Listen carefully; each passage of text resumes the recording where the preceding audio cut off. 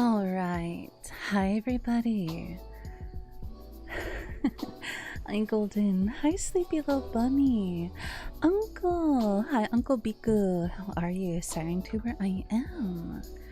How are you? How's your night? Hope you're doing well.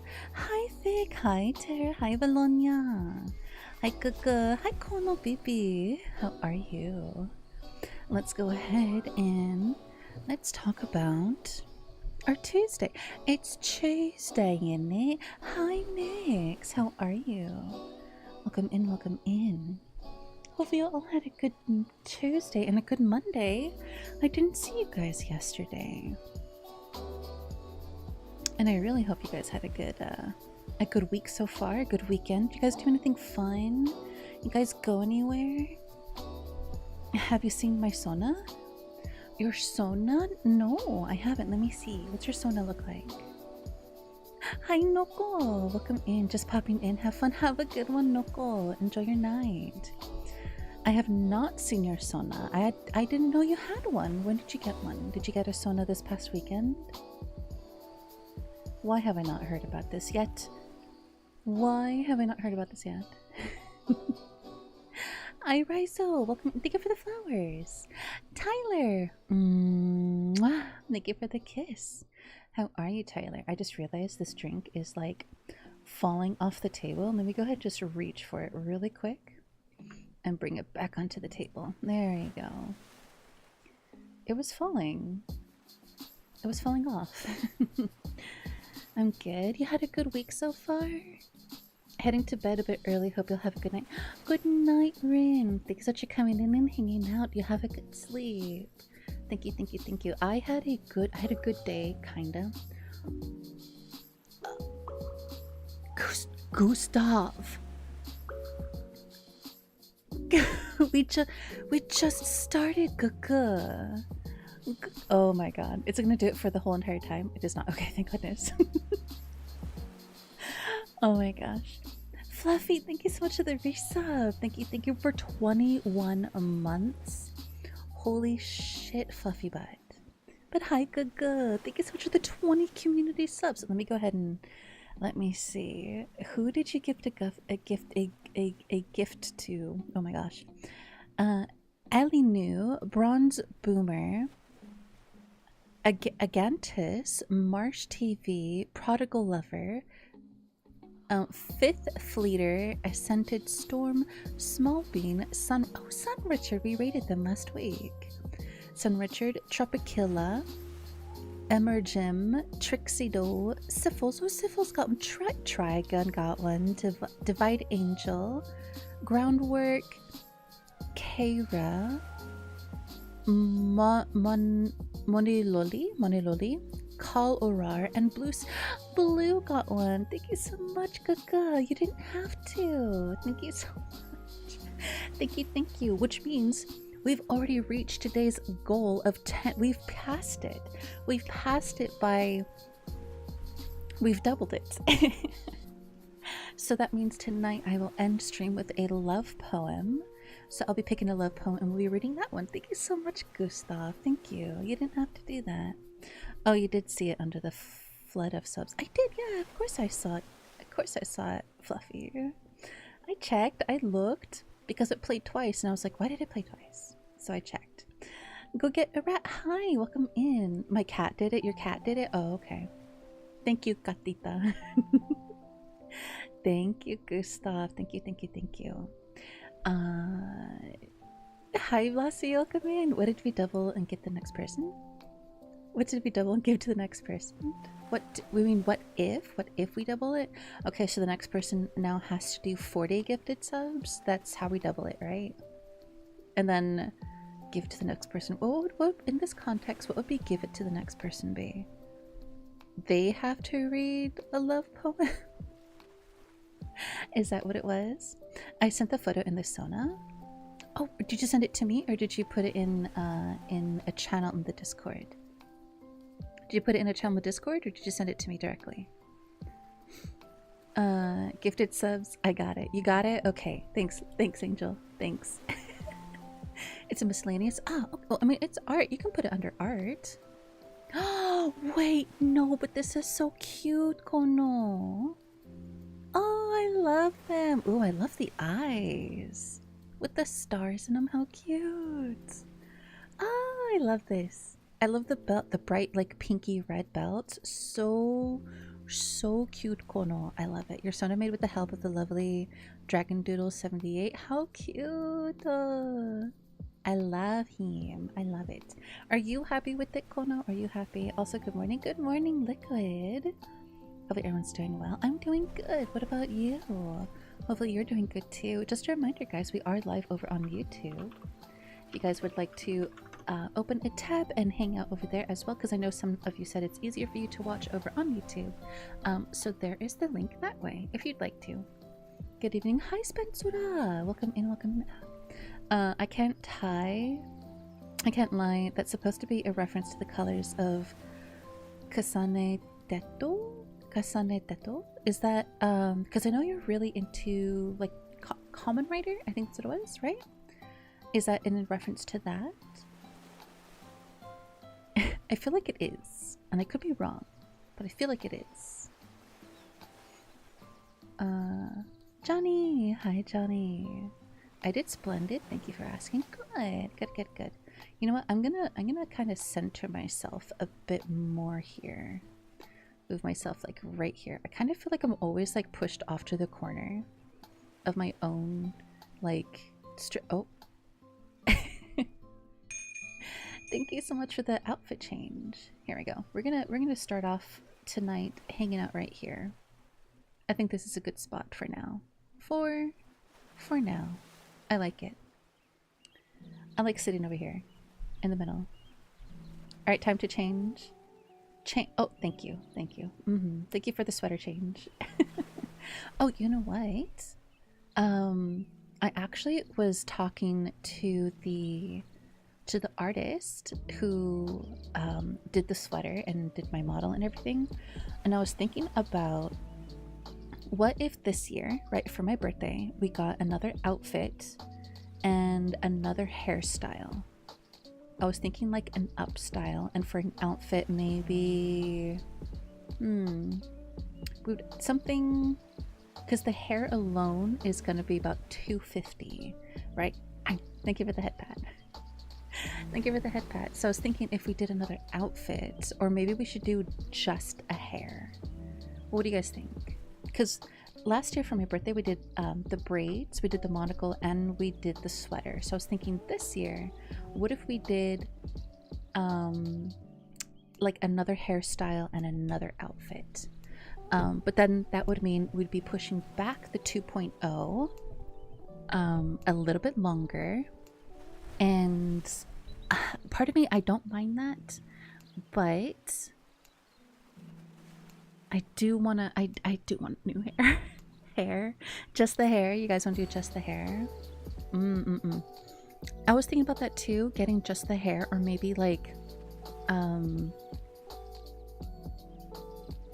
keep with the original outfit that we have.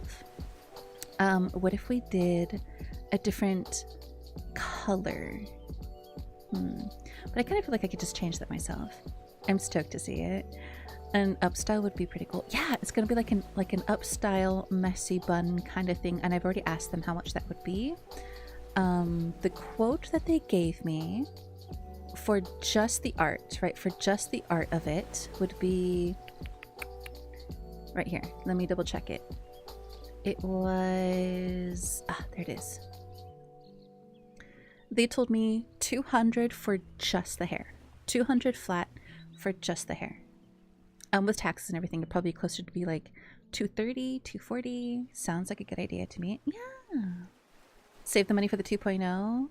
I'm stoked to see it. And upstyle would be pretty cool. I think so too. Care package, well, we just started. All right, everybody. Care package, sit up straight at your desks. Tilt your head to the left. And tilt your head to the right. That one always hurts for me. Ooh, just look up. And look down. Sit up and drink some mama. Kota! Hi, Kota! everyone else is doing good. Currently don't have audio on. Bullet train heading to Osaka from Tokyo. 2-week vacation. Oh, that sounds like such a good time. Enjoy your vacation, Kota. Thank you so much for coming in and hanging out. Hopefully your vacation's going well. Executioner Zorga, thank you so much for the follow. Welcome in, Sweetling. How are you? How's your night? Heard and felt an audible crack in my neck with the left head. Oh, good. Good. It means you needed that left head turn. It's always good to remember to, like, take a deep breath, stretch out your neck. Alright, you gotta stretch out the neck. It's always a good idea to stop whatever you're doing for just a minute. That one, and then make sure you also are, like, adjusting your eyes. You know? Make sure you're always adjusting your eyes, too. Give me a good boy. You want a good boy, Gustav? Yeah, I could do that. Give me 1 second, and then we'll do your good boy. I feel like I've missed a couple messages. Oh, in that case, 2.0 all the way. Oh, okay, okay. So you guys say save, don't do anything new this year as far as this model goes, and then save up for the 2.0. Is that what you guys are saying? I can't play one of them because it's not a solo game. Look guys, I got some new games today, but you can't play one because it's a solo game. I mean, oh, it's not a solo game. I mean, that's fair. You can always just find somebody to play with. Nicholas, thank you so much for the follow. How are you, Sweetling? How are you? I'm so happy about it. I told everyone I can. I thought I told you, to be honest. You might have. No, because I feel like I'd remember that. I don't think you did say anything to me about your Sona, but I like it. I like the whole concept. The horn is really cute.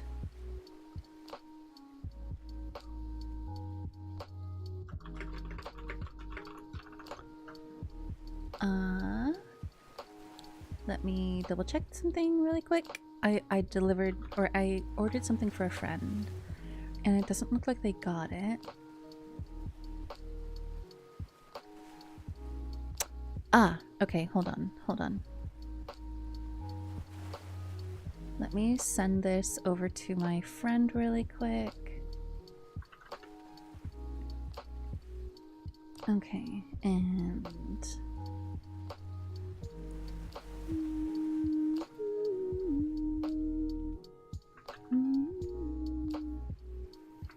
there we go, so that he can track it himself. I don't know why it kept saying it was going to be delivered today, but it's obviously not until tomorrow. But I guess that's just the way of it. Can I play one of them because it's not solo? Something punky? Oh my gosh, that would be so cute, like a punky outfit. Oh, Gustav! Gustav, what did you get? What did you purchase? What did you do? Why? Thank you, Gustav. I will take a look at it right now. What did you order? Because I'm nosy and I need to know now. And if I don't get the ooh, I have been eyeing that for a while. Thank you, Gustav. Thank you. In that case, 2.0. Okay, we'll say, I think what we'll do this year for my birthday is I do plan on getting some new scenes. So we'll have a new chatting, new gaming scene, or maybe just a new like room in general. And then we will definitely for sure a gaming scene. And then we will save the other money for the 2.0, which I'm still raising money for. If you guys would like to donate to that cause, you can go ahead and directly use my throne link in the crowdfund. It is the one that is pinned to the very top of it. Sounds like a good idea to me. An upstyle would be pretty cool, right? Having an upstyle would be so cute. But hope you're having a good time, Kota. Enjoy your trip. Twitch just broke for me. It's broken. Why? What happened? What do you mean it's broken? Heard and felt that. Hi, Callie. How are you? Welcome in. Gustav, you want a good boy? Okay. When we get into the reading segment of stuff, Gustav, I will do the good boy for you then. Okay. New hair model is going to have me fighting over Mookie. Wait, you mean this one, or do you mean the 2.0? Because the 2.0 model, the 2.0 design, I think this is the right one. Yeah. Here it is. This is the 2.0 design. This is what we're going for. This is what we're saving up for. this is something that we did an event at the beginning of the year for Inky to do the reference sheet, and we fully played that off, and we got about an additional 4 or 5, I have to double check, I want to say 400 or 500 for the art itself to go to the model artist for the 2.0. And your model is gonna go hard. Yeah! Hi Cypher, thank you so much for the 3 stream streak, thank you! And Nicholas, welcome in. Cracked my neck as I heard this. Gotta love a good couple of pops in the neck. Honestly, fair. I sleep on my side, so when I tilt my head to the left, no, to the left? Yeah, that's where I feel it the most. Also, when I look up and look down is always the worst for me. Thank you for the hearts, Nicholas. How are you? And thank you for the forehead kiss. Thank you, Fel. How are you? That's the hard part, because it's a tabletop sim. Oh, then you definitely have to have people. Hi, Elle. Welcome in. Also, turns out VR makes my forehead and eyebrows itchy.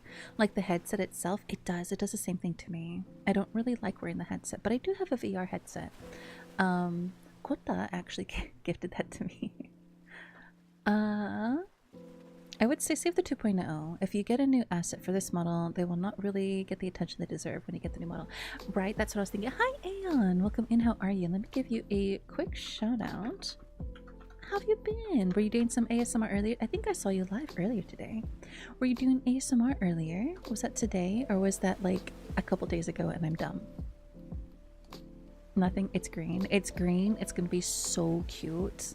I picked that one because it was green. It's so cute. And even it shows I'm not following you, even though when checking to see if I am, it shows I am following you. Are you on mobile, Goose? Is that why? Because I know mobile, Twitch mobile, has had some issues lately. Is that where you're looking? Hi, Nicholas. Toph! Hi, Toph. Welcome in. How are you? It has been a week. Hopefully you're doing both doing really good. Welcome in, welcome in. Thank you for the heart. Hi, Toph. Okay, now that is a full-on motherly figure. I had to tell. How much more motherly love can one be? A bazillion more. I'm gonna say a bazillion more, yes. Because right now, let's see. On Throne, we are about 18% funded for the 2.0, and like I said, that's going to include the normal outfit, well, if I show it again, you guys will see. It'll be the monster form, between the 3 in the middle, right? Because the very far left and the very far right are covered up entirely, because those are the nude base, to show off the tattoo and the markings and everything like that. So the one that is, you know what, I could probably actually just change the art piece to give you guys a better idea of what I will be getting.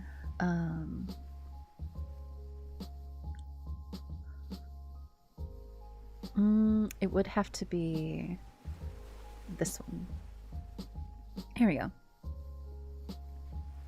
Here we go. There we go. That's a little bit better. A little easier to see. So those are the 3 outfits that we're planning on doing. The one on the far right is going to be like a off-the-shoulder crop top with the booty shorts and then a big cardigan. And then the one in the center is more of like a date night kind of outfit. And then the one on the far left, that's going to be like my normal outfit, you know? The monster model to be made into reality. I'm really hoping that the artist that I'm looking to go to can do a monster form. I really hope they can. If not, it might have to be a completely different model entirely. Hi Ricky, thank you so much for the 7th stream streak. Welcome in. Women, I'm already on my knees working on a shrine. Worship the thick thigh Siren Queen. We do enjoy thick thighs, right? As they say, thick thighs save lives. The 2.0 model is super cool. Can't wait for it to happen. Me too. If it could happen like right now, I would be so excited for it. I was, yes. Good. Did you have fun with it? I hope you guys did. I want to see 2.0. Me too. Okay, so we'll save the money, get maybe a new room scene, because I have this idea for a new room for like ASMR nights, and then hopefully we'll be able to also get an update for the gaming scene. And then we could save all the rest of the money to do the 2.0 a little bit sooner. My headset gives me a headache. Oh no, a head dent? It makes an outline on the back sides of my head. This causes my hair to look goofy. Maybe you need a bigger headset if it's doing that to you. Green is superior. Green is a great color. I agree. Thank you so much. You spoil me way more than I deserve. I mean, you're always coming in and hanging out with this Aeon, so of course I want to support the people that are always here and hanging out and support me, you know? I'm on mobile. Oh, yeah. I know on mobile Twitch can be a little finicky. I wish I could stay for longer, but my energy is spent for the day. No, I had some stuff happen with work that I might talk about later in Discord. Okay, yeah, of course. Just because it's a bit too heavy for Twitch chat. But I hope y'all have a good stream regardless. Good night, Golden. Yeah, take it easy. Enjoy your time. If you want, you can head upstairs to my room and lay on the bed. If you want to just kind of like hang out and be close, but not directly with us, you know? Only if you'd like to, of course. But good night, Golden. Thank you so much for coming in. Let me tuck you into bed. Let me tuck you in. Oh. If I could spell, that'd be great. There you go. Good night, Golden. Mwah, mwah, mwah. A macro, that form is huge. Oh yeah, no, it's gonna be ginormous. It is the monster form is still going to be very big. Big Siren Girlfriend. It's gonna be great. Hi B, she'll come in. Death by Snoo Snoo. Sorry, impulsive thought. No, that's fine. I mean, if you're gonna go, that's not a bad way to go, right? I hope things get better. Hydrapple, get some well-deserved rest. Exactly. Hot. You're hot. No, it's called to not use headset as often. Or that, yeah. Need a new headset. My Quest 2 just suffering in terms of performance. Oh, you have a Quest 2? I think that's what I have. I could be wrong. I have to double check to see which one I have. Big Dude Priest. Thank you so much for the follow. Welcome in, Sweetling. How are you? Hi, Micro. Yaro. And also, I'm so green from TikTok sound. Green. You're so green. We do like green in this house. Green is my favorite color. I love green a lot. I'd probably be around Tarantif too if you want to. Oh, there you go. There you go, Golden. Only if you'd like to, of course. Speaking of goals, Moo, the bit goal has yet to reset. Did it not reset? Did I not? Oh, I didn't do that. You're so right. Bit. Okay, let's go ahead and let's do another one. I know I said if we do the bit goal, what did I have it set to before?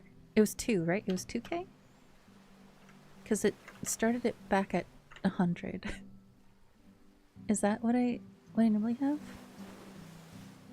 Okay. There we go. There's the bit goal. All set up and perfect. If we can do 10 subs a day per stream, as well as 2,000 bits a week, then I wonder if there's a way to do it like on a weekly basis. Can I do that on like a weekly basis? I don't think so. I don't think I can. Dang it. It'd be so much easier. But there you go. Green is amazing, right? Green is good. Green is good. Salad's green. What else is green? Limes are green. I like green. Green apples are tasty. God damn it, Tara.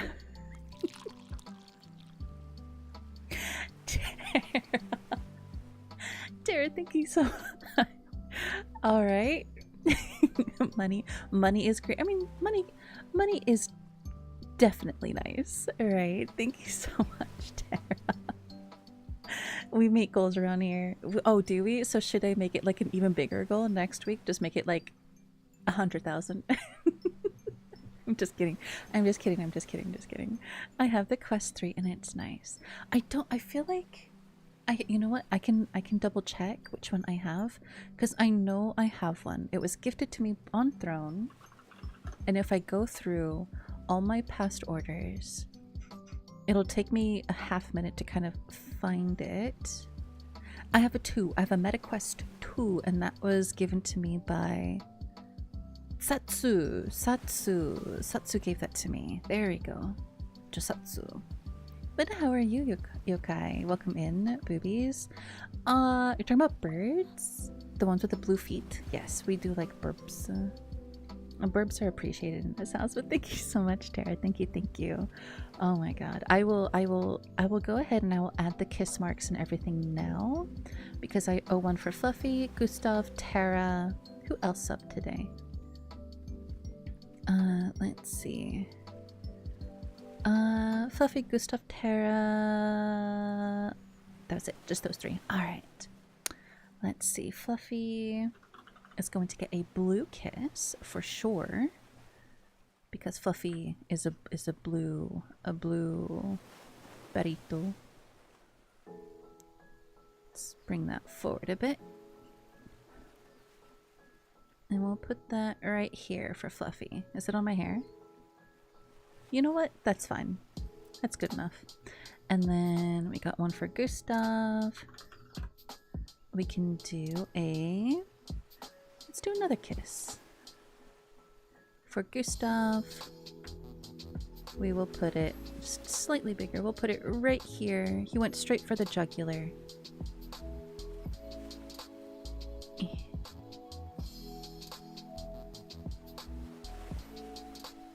Perfect.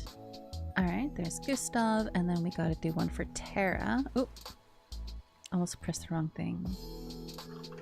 Alright, let's see. Tara. Let's do...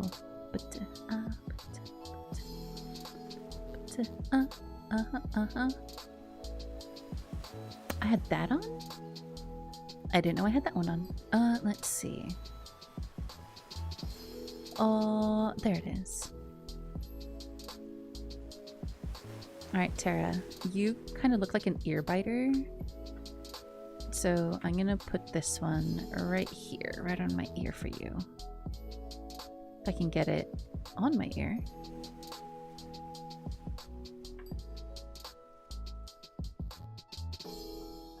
Aha, that's good. Perfect. Alright, there you go, Tara. Tara, Gustav, and Fluffy. Thank you so much for the gifted subs, the bits, as well as the resub. Thank you. But hi, Allie! How are you? How's your night? Welcome in. You know what? The redeem didn't show for you, so I'm gonna go ahead and I'm gonna do this really quick for you, because I was in something, and when you're in VTube Studio, the redeems don't go off the way that they should. So let me go ahead and I'll play this for you. There you go. You danced on it. Hi, Allie. Welcome in. Just did some Repo. It was fun. Repo. Oh my gosh, I love Repo. It is so much fun. It's such a good game. I always have so much fun with it. Hi, Vic. Welcome in. We make goals. We do. Try.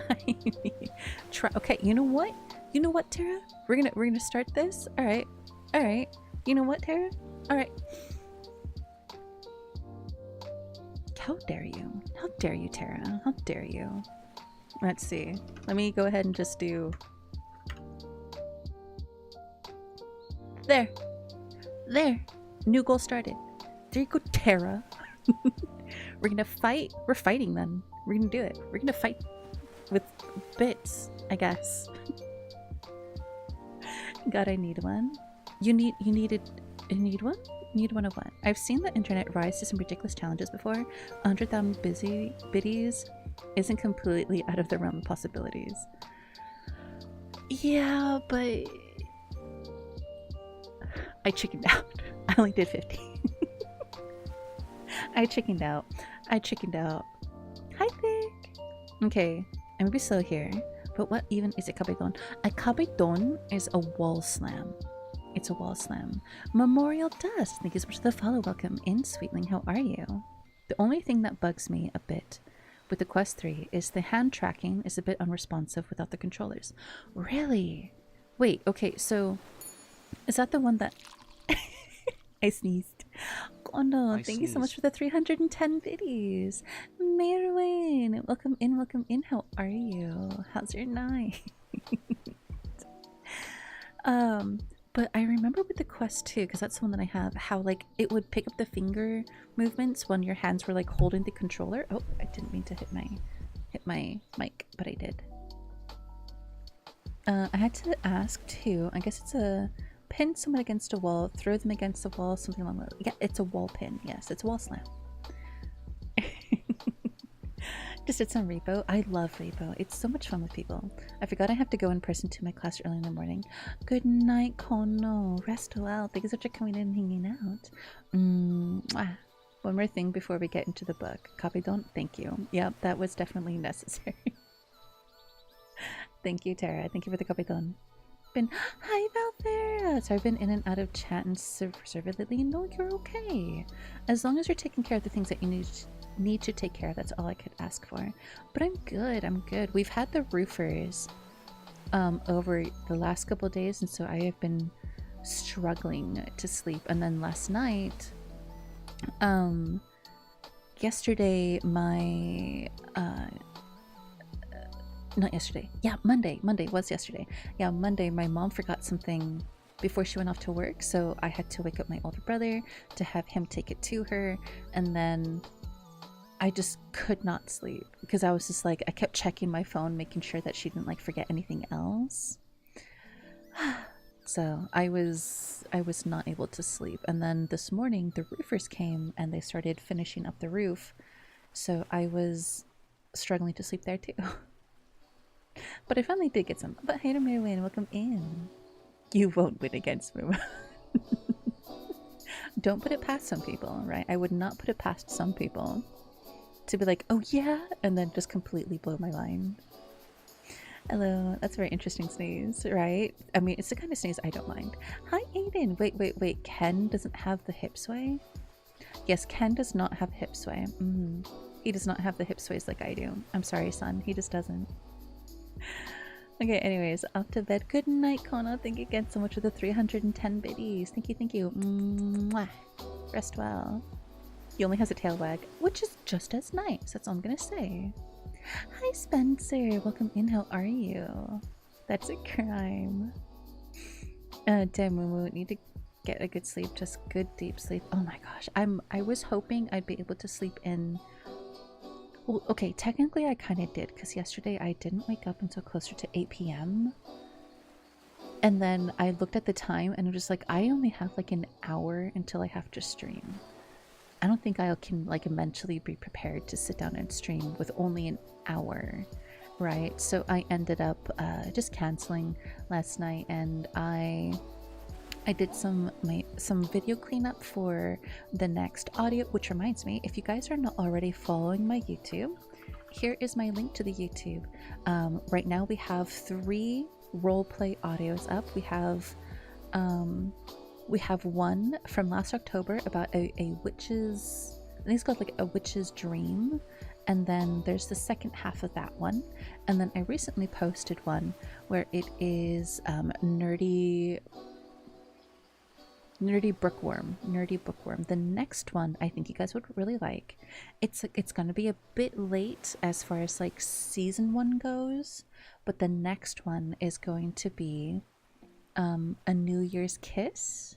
It's really cute. I put my whole freaking foot into that audio, and I actually, my friend Worker actually did some cleanup on it for me, so that's gonna be the next one, and we have some art for it too coming out.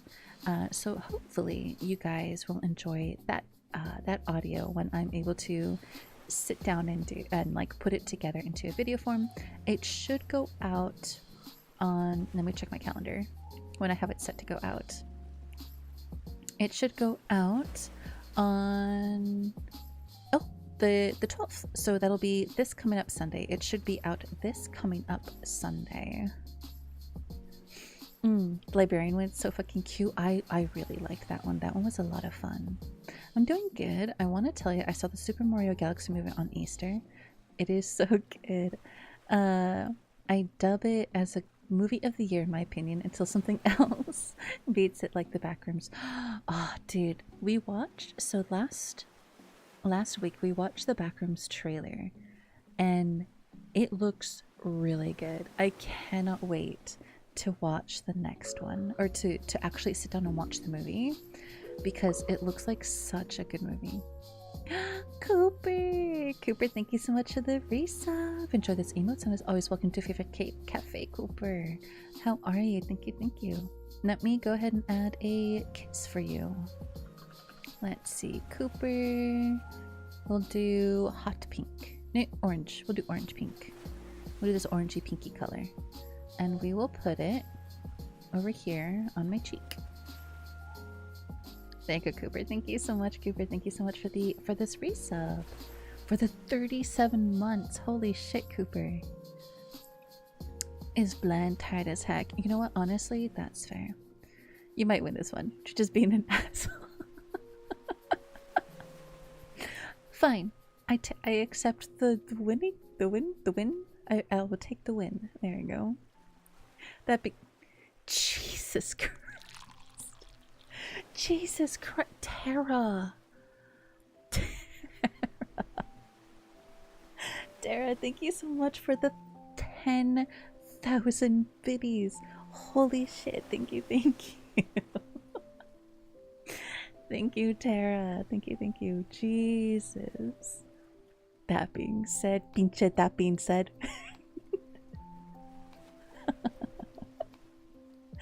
Thank you. You know what, Tara? Because you've donated. Let's see, I can't math. I'm just gonna say you've done a bunch of biddies today. If you want to pick the love poem for tonight's reading, I will read the love poem that you pick at the end of stream tonight. If you want to send it to me now, I will look at it. But I will read it at the end of stream. Only if you'd like to, of course. But if you want me to pick, then I can pick too. At this rate, Tara is gonna be broke. Oh my god, no, don't go broke. Don't go broke. Don't go broke for me. I'm freaking no one. Don't do that. Gotta pay your bills, girl. And 37 months, I old as heck. You are, but my friend Samich, I believe, has a longer streak than you, Cooper. Blasphemy. I'm just me on the internet, you know. Excuse me? No one. Yeah, I'm just me. I won't prick myself, but you are definitely not. I mean, like I said, right? I'm just me. Like I don't contribute as much as I know other people do. You aren't no one. Hi Tav, welcome in. How are you, Tav? Thank you so much for the daily check-in. Really quick, actually, Tara, thank you for being first. Golden, thank you for being third. And Fraction, thank you for being second. Hopefully you guys are doing good. And Golden, thank you for the cake. Thank you for today's cake. Bum, bum, bum, ba, dum, bum, bum, bum, bum, bum. Let's see. All right. Tara, thank you for the coffee order. Golden, thank you for the coffee order. Valonia, thank you for the coffee order. Valvera, thank you for the coffee order. Fraction, thank you for the coffee order. Sleepy, thank you for the coffee order. Nix, thank you for the coffee order. Kona, thank you for the coffee order. Michael, thank you for the coffee order. Riser, thank you for the coffee order. Picker, thank you for the coffee order. Goga, thank you for the coffee order. Fel, thank you for the coffee order. Lost Me, thank you for the coffee order. Liquid, thank you for the coffee order. Spencer, thank you for the coffee order. Johnny Disa, thank you for the coffee order. DJ, thank you for the coffee order. L, thank you for the coffee order. Goose, thank you for the coffee order. Fish, thank you for the coffee order. Aiden, thank you for the coffee order. Ryuk, thank you for the coffee order. Ali, thank you for the coffee order. Tav, thank you for the coffee order. Spencer, thank you for the coffee order. Dietrich, thank you for the coffee order. Ariel, thank you for the coffee order. And Thick, thank you for the coffee order. Tara, thank you for the coffee. Dawn, Ali, thank you for the dance. Fel, and who else? Tyler, thank you for the forehead kisses. There we go. All done. We're good. Moo rap god. It's true. It's true. Gotta practice. Skirt. How are you guys? We're here because you're important to us. Oh, you guys are important to me too. I wouldn't be here without you guys. Like literally, if I got to the point where I could literally do this I mean, technically I already am, right? I already do this for a living. And that's because of you guys. That is because of you guys coming in and hanging out and your absolute freaking generosity beyond a doubt, you know? Thanks for the stream. I put in stream in the background while I laid on the edge of bed. Yes! Oh my gosh, Ariel, get some good rest. Thank you so much for coming in, hanging out. Good night, and I hope you get some good sleep. So we'll be switching over in about 10 minutes to do the reading stream tonight. So hopefully tonight's stream helps you ease on off into dreamland. I wouldn't have an 80 stream streak if you were no one. I mean, true, but you guys are all important to me just as well, you know? Rap God. Let's call it a group effort. Okay, it's a group effort. It is definitely a group effort, you know? Bologna, thank you for the flower. Oh my gosh, I love the flowers so much. Like, it honestly makes me so happy to see the flower crown. I love the flower crown. It's one of my favorites that you guys get to play with. I love redeems where you guys get to play dress up with me, like with my outfit, with my hair, with my glasses, with the flowers, with my hair color, you know. I love stuff like that, which reminds me, I actually should take off that one, take off dance with me and put on hair color. There we go, because I do like that one on ASMR nights. It makes it nice and cozy. Darian, thank you for checking in. How are you? Always sleep better too. You do? You sleep cozy? You like to put your head on my lap and I play with your hair and then I bite you? Respectfully. Does thou feel bonita? I feel bonita. So my favorite hair pieces are actually with flowers in them. One of my favorite flower hair pieces is a piece of light brown leather with red flowers, like red leather flowers on it, and then it has a really pretty chain wrapped around the whole thing, and the chain has leaves on it, so it kind of looks like a what's the word? Kind of looks like a leather chain belt, but it's a hairpiece. It's so pretty. I have 3,000 and haven't used a single point. What should I redeem? Whatever you would like. Fair warning, I know I'm back. I mean, it wouldn't be fun if you didn't, right? Feels warmer. Sleeping to your voice. Go ahead and bite. I probably sleep through it. Oh, okay. So if you wake up tomorrow and you're just like, why do I only have one hand? I'm like, no. Tasty. I go sleep. Good night, Aiden. Rest well, my son. Can we get a exclamation point tuck and tag Aiden in chat, please? When somebody goes off to sleep, if you guys can do me a favor, do exclamation point tuck and then tag them to tuck them nice and comfortably into bed. You can also tuck yourself if you'd like to. I'm sorry, how much bite force do you have? All the bite force. Thank you, Valvera. Thank you. You do have to wait a couple seconds so it doesn't get spammed in chat. I believe I have it set to 10 seconds. So you do have to wait a little bit in between. My whole hand. Yeah. I mean, you said I could. You didn't say, like, you know, that I couldn't. You just literally said I could. Are you taking it back? Are you going back on your word? Wow, that's crazy. Going back on your word already? I need that, but do you, Callie? Do you? Era. Give this to Aiden a classic era? Okay, yeah, I could do that. Before we switch on over to do the book and everything, because I still have to set all that up, I'm going to go ahead and I'm going to do a couple of these redeems. I have to do Moon. Thank you so much for the check-in. How are you, lovely? How's your night? Ambidextrous. I can lose a hand. Okay, what if you lost one finger from each hand? Just a little snacky snack. A little schmackerel. But let me go ahead and do a good boy for Gustav, as well as an era for Voldarian. So, let me do this.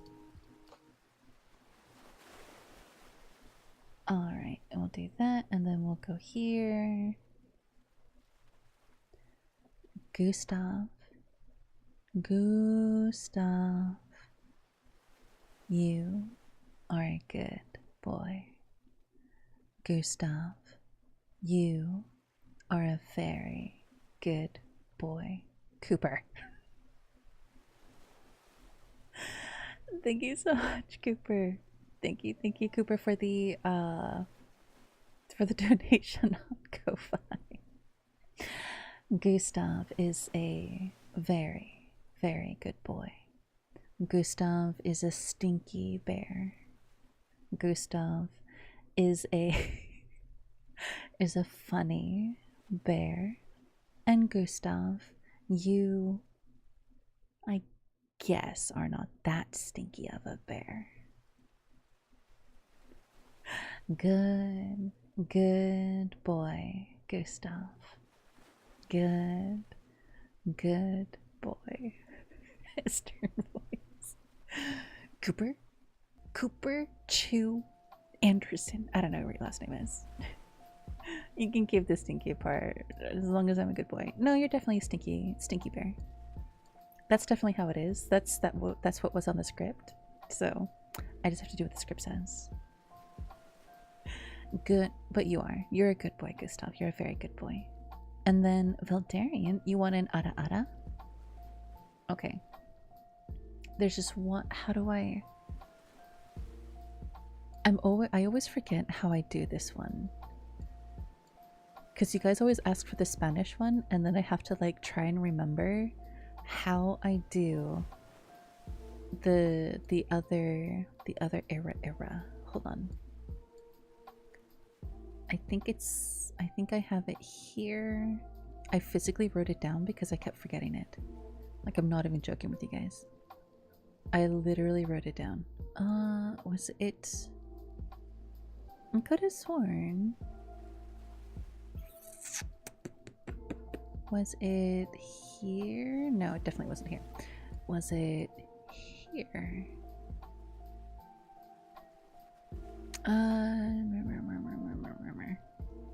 I had it like written down the way that I wanted it to, the way I wanted to say it, and now I can't. I'm adding this quote to my book. Not cute and ferocious, big scary bear. Yes, I'm still learning to drive. I need my 2 hands for the vroom vroom. Do you? Okay, fine. I won't eat your hands. I'll just take a little piece of each. How about that? Is that better? Can I have like a little piece of each? As in like the whole thing? Can I? Just like a little bit, but like a lot of it, but like all of it? Where did I put it? You know what? I'm just gonna do the one that my popa does, because that's the one I know off the top of my head. 𝙇𝙤𝙈 インコーだね。大好きだよ。あらあら。There you go. I had a whole thing that I do for it, and it's something something tereru no yo. I have to find it again. I don't want to sit here and look for it forever. You know what? Take the pinky. Who even uses those? But then when you're holding a cup, how are you going to be super fancy if you can't hold up your pinky? That's all I'm saying.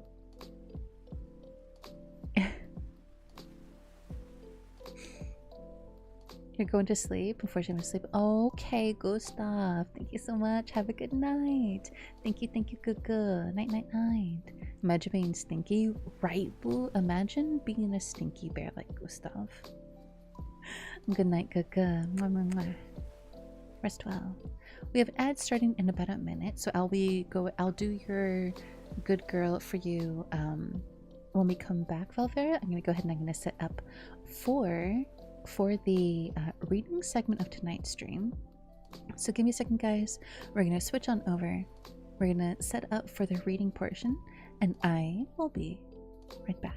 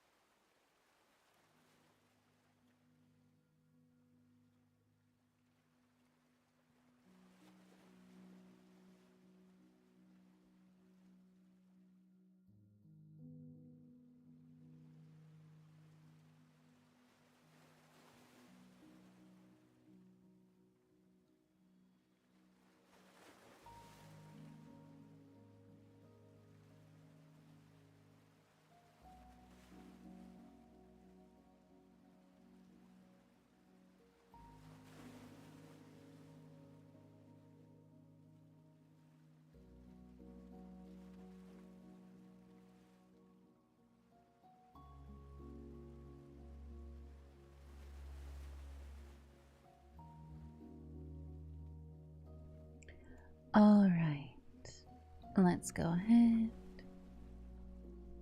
Let's get settled in for some more reading. Wait, are we at 42? No, we're at like 20 something, aren't we? Wait a minute.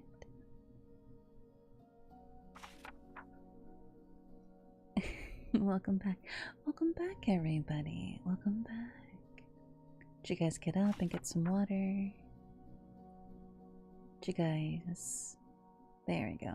That makes more sense. I was like, we are not at 40. Imagine. Holy crackers. Yeah, tonight is reading night. And we're going to be reading 20,000 Leagues Under the Sea. Hi, Vic. If you guys would like to join us on the book, here is the book right here. I'm going to go ahead and I'm going to pin that to the top of chat. And as it says to my right, we are on chapter 18. Ow. Ow! Why are you hitting me? Thank you for the head pats. Thank you for the head pat and for the poke. Hi, Valvera.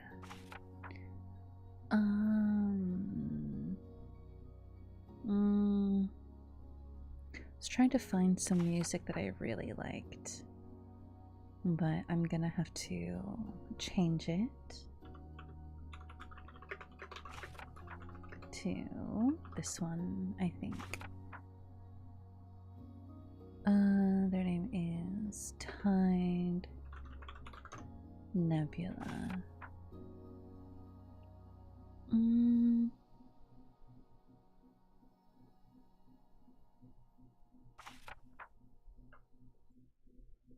I did like that one, but the one I'm thinking of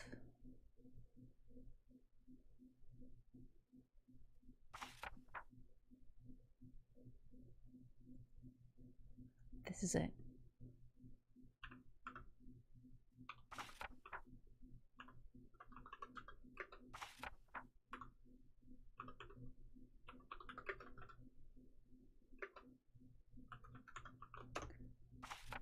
There it is. Alright, the one that I remember liking a lot was this one. I loved this one. Good night, Nix. Have a good sleep. Thank you for coming and hanging out. I stole that from you, Tara. No, anyone can do it. It doesn't matter who does it. Anybody can do tuck. All right. Let's go ahead. Let's do one last little stretch. And I owe 𝙼𝙈𝙈 a good girl.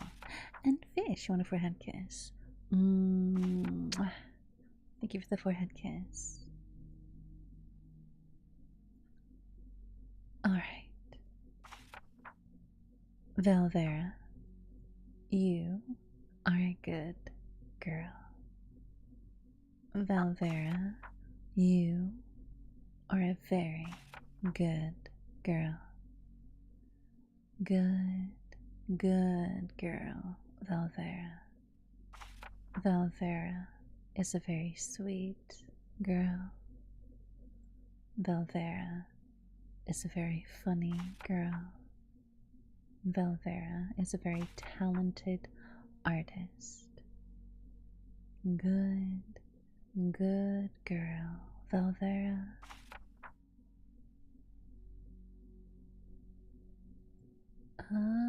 And you wanted some comfort? I don't know what you mean by comfort, but decided to redeem my kiss because why not? Exactly. All right. Take a little breath.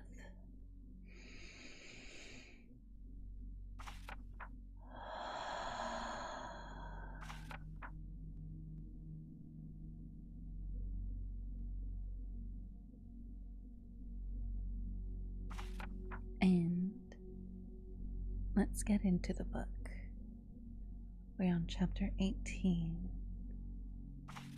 4,000 Leagues Under the Pacific. These are good. Comfort affirmations like everything will be okay type thing. Oh, those are a little different from good boy, good girl. Those are specifically just good boy, good girl. But those are affirmations that we can do on like Mondays, you know? But, oh my gosh. Oh, Oh.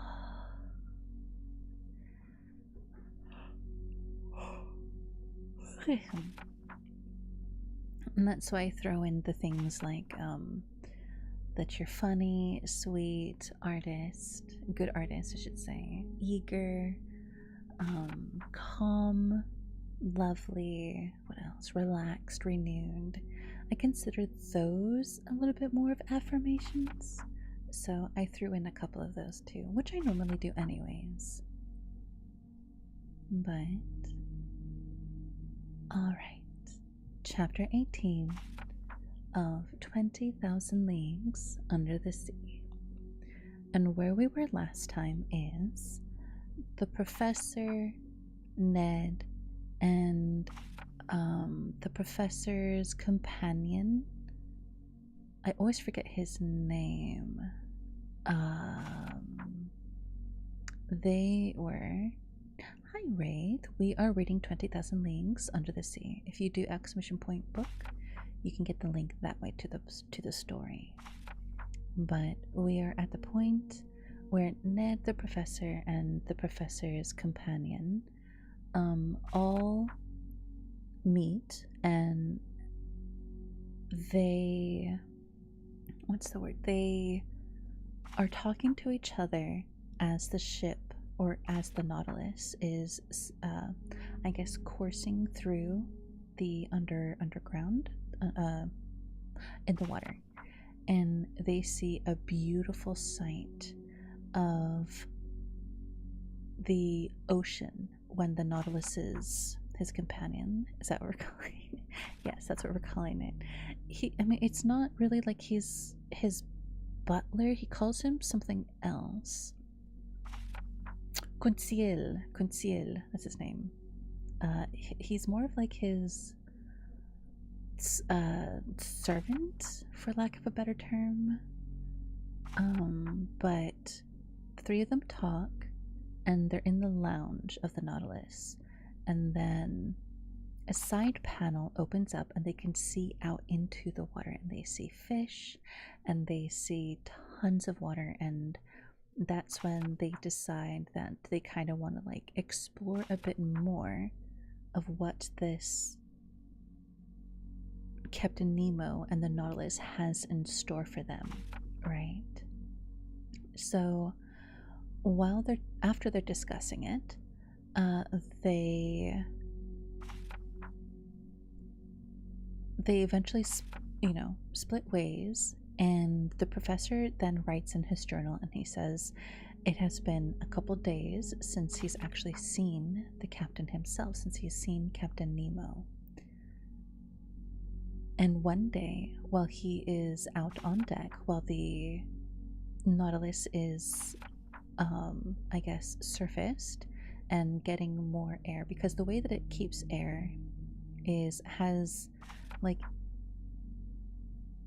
tanks that it puts the air in that then is pumped into the ship itself. And so they're above surface, they broke the surface of the water, and they're getting more air to go into the boat, or submarine, into the submarine. And that's when one of Captain Nemo's men hands a letter to the Professor and asks him to respond to the letter, because Captain Nemo is asking the Professor to join him on a hunting trip. And the Professor is just like, wait, we're gonna go to land for this hunting trip? He agrees to it. But little does he know that Captain Nemo has developed a diving suit with standalone breathing air tanks, which we would think of today, so that they can go hunting in the kelp forests, basically, under the island, under an island, anyways, to basically look for prey, look for whatever they're going to be bringing back to the ship to eat. And so they find some crabs, and they find some fish, and they find a couple of other things. And gallant Ned was not having it. Yes, Ned was just like, yeah, no, I'm not going to do that. But Conseil and the professor take the invitation, and they don the suits of armor, and they go out into the forest, or into the underwater depths, right, to go hunting. And on their way back is when the professor says that he realizes that he may have expended more air than he probably should have. My Prime sub is unusable. Is usable till the 11th. This isn't fair. What do you mean? Is it the situationship? True, it's more of a situationship between the professor and Conseil. But on the way back is when a shark attacks the group as they're hunting. They make it back to the ship, a-okay. They're able to avoid being attacked by the sharks. More than friends, less than married? Pretty much. Hi Viking, welcome in. That's what I mean. I want to use my pronto now. Oh, it says that you already used it for something? Yes, Wraith, what? What would you like? But that is where we are right now in the book. So we are on chapter 18. So they just got back to the boat, or they just got back to the submarine, and this is what's going to happen next. We're on chapter 18.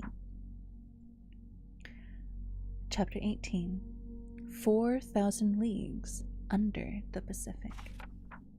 By the next morning, November 20th, I was fully recovered from my exhaustion of the day before, and I climbed onto the platform just as the Nautilus's chief officer was pronouncing his daily phrase. It then occurred to me that these words either referred to the state of the sea, or that they meant there's nothing in sight. And in truth, the ocean was deserted, not a sail on the horizon. The tips of Crespo Island had disappeared during the night, the sea absorbing every color of the prism except its blue rays, reflected the latter in every direction and sported a wonderful indigo tint. The undulating waves regularly took on the appearance of watered silk and wide stripes. I was marveling at this magnificent ocean view when Captain Nemo appeared. He didn't seem to notice my presence and began a series of astronomical observations. Then, his operations finished, he went and leaned his elbows on the beacon housing, his eyes straying over the surface of the ocean. Meanwhile, some 20 of the Nautilus's sailors, all energetic, well-bit fellows, climbed onto the platform. They had come to pull up the nets left in our wake during the night. These seamen obviously belonged to different nationalities, though indications of European physical traits could have been seen in them all. If I'm not mistaken, I recognize some Irishmen, some Frenchmen, a few Slavs, and a native of either Greece or Crete. Even so, these men were frugal of speech, and used among them only that bizarre dialect whose origin I couldn't even guess. So I had to give up any notions of questioning them. The nets were hauled on board. They were a breed of trawl resembling those used off the Normandy coasts, huge pouches held half open by a floating pole, and a chain laced through the lower meshes. The trailing in this was from these iron glove makers. The resulting receptacles scourged the ocean floor and collected every marine exhibit in their path. That day, they gathered up some unusual specimens from these fish waterways. Anglerfish whose comical movements qualified them for the epithet clowns. Black commerson's anglers, equipped with their antennas, undulating triggerfish encircled by little red bands. Bloated puffers whose venom was extremely insidious. Some olive-hued lampreys, snipefish covered with silver scales, cutlass fish whose electrocuting power equals that of the electric eel, and the electric eel, scaly featherbacks with brown crosswive bands, greenish codfish, several varieties of goby, etc. Finally, some fish of larger proportions, a 1-meter jack with a prominent head, several fine bonito from the genus Scomber decked out the colors, blue and silver, and 3 magnificent tuna whose high speeds couldn't save them from our trawl. I'm sorry. Black tea. Hi Tav. Hi Bard. Welcome in. I estimate that this cast of the net brought in more than 1,000 pounds of fish. It was a fine catch, but not surprising. In essence, these nets stayed in our wake for several hours, incarcerating an entire aquatic world in prisons made of thread.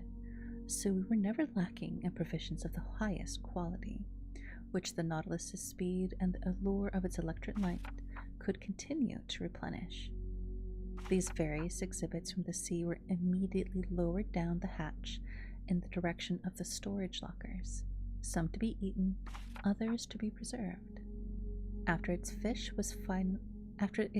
was finished and its air supply renewed, I thought the Nautilus would resume its underwater exertion, and I was getting ready to return to my stateroom when Captain Nemo turned to me and said, without further preamble, "Look at this ocean, Professor.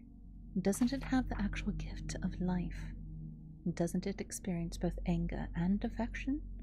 Last evening it went to sleep just as we did. There it is, waking up after a peaceful night. No hellos or good mornings for this gent. You would have thought this eccentric individual was simply continuing the conversation we'd already started. See," he went on, "it's waking up under the sun's caresses. It's going to relive its daily existence. What a fascinating field of study lies in watching the play of its organisms. I own a pulse and arteries. It owns a pulse and arteries. It has spasms, and I side with the scholarly Commander Murray, who discovered that it has a circulation as real as the circulation of blood in animals." I'm sure Captain Nemo expected no replies from me, and it seemed pointless to pitch in with, "Ah, yes, exactly," or "How right you are." Rather, he was simply talking to himself with long pauses between sentences. He was meditating, out loud. "Yes," he said, "the ocean owns a genuine circulation, and to start it going, the creator of all things has only to increase its heat. Salt and microbiotic animal life. In essence, heat creates the different densities that lead to currents and countercurrents. Evaporation, which is nil in the high Arctic regions and very active in equatorial zones, brings about a constant interchange of tropical and polar waters. What's more, I've detected those falling and rising currents that make up the ocean's true breathing. I've seen a molecule of salt air heat up at the surface, sink into the depths, reach maximum density at -2 degrees centigrade.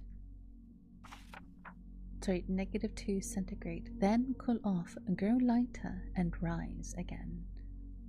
At the poles, you'll see the consequence of this phenomenon, and through this law of far-seeing nature, you'll understand why water can freeze only at the surface." As the captain was finishing his sentence, I said to myself, "The pole? Is this brazen individual claiming he'll take us even to that location?" Meanwhile, the captain fell silent and stared at the element he had studied so thoroughly and unceasingly. Then, Going on. Salts, he said, fill the sea in considerable quantities, Professor, and if you remove all its dissolved saline content, you'd create a mass measuring 4 million cubic leagues, which, if it was spread all over the globe, would form a layer more than 10 meters high. And don't think that the presence of these salts is due merely to some whim of the stream, which, when condensed, would submerge temperate zones. Salts play a leading role, the role of stabilizer for the general ecology of the globe.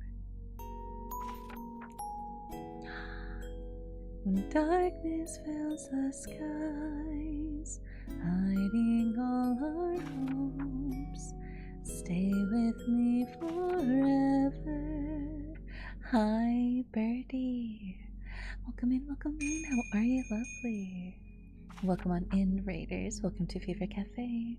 I'm Mukia. I'm a siren with a necrotic affliction, and I run a cafe. If you guys would like a drink, we could do tea, boba, coffee, hot cocoa. However, the cake is extra. How was stream? How did it go? Night's been lovely. It's been good. It's been good. Cassia! Hi, hi, hi. Welcome in. How was stream? What were you guys doing? You were playing some cyberpunk before you did ASMR, right? But welcome on in. If you guys need to read, it was comfy. That's good to hear. Yeah, we are reading 20,000 Leagues Under the Sea, and we started chapter 18 just a couple minutes ago. But Birdie, I know you had a long stream, so if you need to read and run, I understand. Cyberpunk was chaos. It's always chaos. It is such a chaotic, beautiful game, though. The art is so nice. Do you have someone that you want to romance? I know it also has romance in it. I need to head out and get some sleep. Have an incredible stream. Thank you, so Judy. Oh my gosh, good pick. Good pick. Pax, thanks so much for the follow. Welcome in. And Mansform, thank you so much for the resub earlier. I am so sorry. I just saw that. Thank you, Mansform. Thank you, cutie. Judy. Yes, Judy's such a good pick.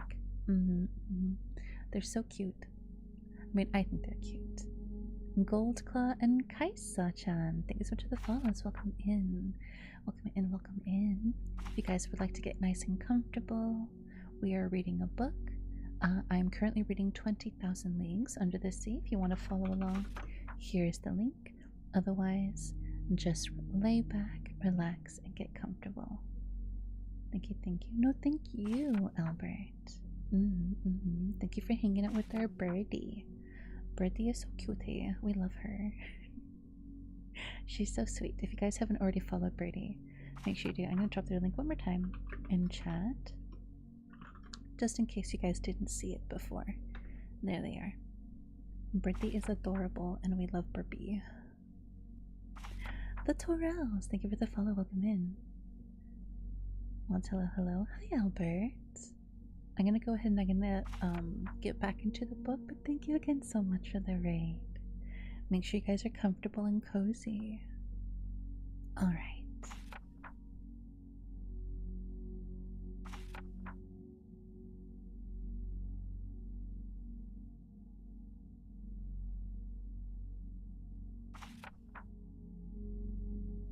Internet's back. I'm glad. Was the internet off for a little bit? I'm glad you're able to get it back, Tara. Welcome back, Tara. Yes, welcome back. Okay. Do a quick stretch of my neck.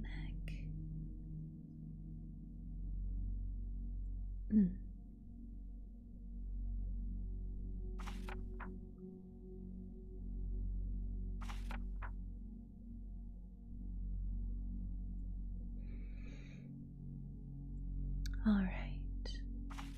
And let's get back into the story. Yep, blamed. Well, welcome back. I'm glad you're able to get it back. Okay. Hi, Nipa. Welcome back. Welcome in. Captain Nemo stopped, straightened up, took a few steps along the platform, and returned to me. As for those billions of tiny animals, he went on, those 𝙼𝙎𝙈 that live by the millions in one droplet of water, 800,000 of which are needed to weigh 1 milligram, their role is no less important.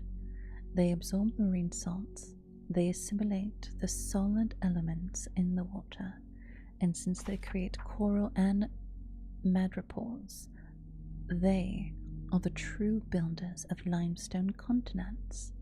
And so, after they've finished depriving our water drop of its mineral nutrients, the droplet gets lighter, rises to the surface, and there absorbs more salts left behind through evaporation, gets heavier, sinks again, and brings those tiny animals new elements to absorb. The outcome? A double current, rising and falling, constant movement, constant life, more intense than on land, more abundant, more infantile. Such life blooms in every part of this ocean, an element fatal to man, they say, but vital to myriads of animals, and to me. Gretchen Luna and Futsnushi Kami, thank you so much for the follows. Welcome in. Vanished again, what the hecky? Did you miss one? This is where I call good. Good night. Good night, Vic. Thank you so much for coming in and hanging out. Rest well. Good night, good night. Debating with myself. Good night, and thank you so much for the follows. Good night, good night. Let me tuck you in to bed really quick. Too thick.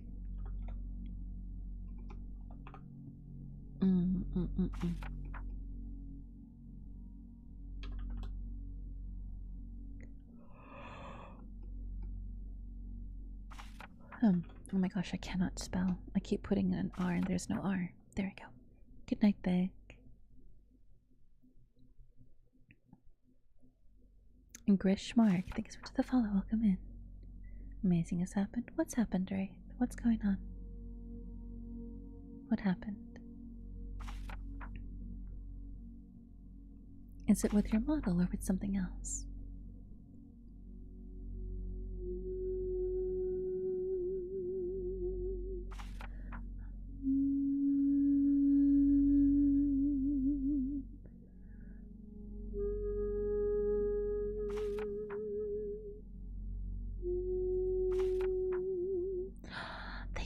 Did. Oh my gosh, thank goodness.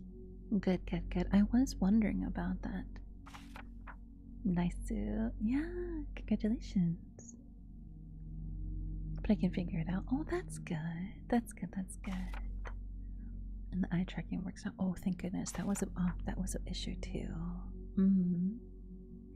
But I'm gonna go ahead and get back into the book. So if I do not look at chat for a half minute, it is because I am reading. Alright. When Captain Nemo spoke in this way, he was transfigured, and he filled me with extraordinary excitement. There, he added, out there lies true existence, and I can imagine the founding of nautical towns, clusters of underwater households that, like the Nautilus, would return to the surface of the sea to breathe each morning. Free towns, if ever there were, independent cities. Then again, who knows whether some tyrant.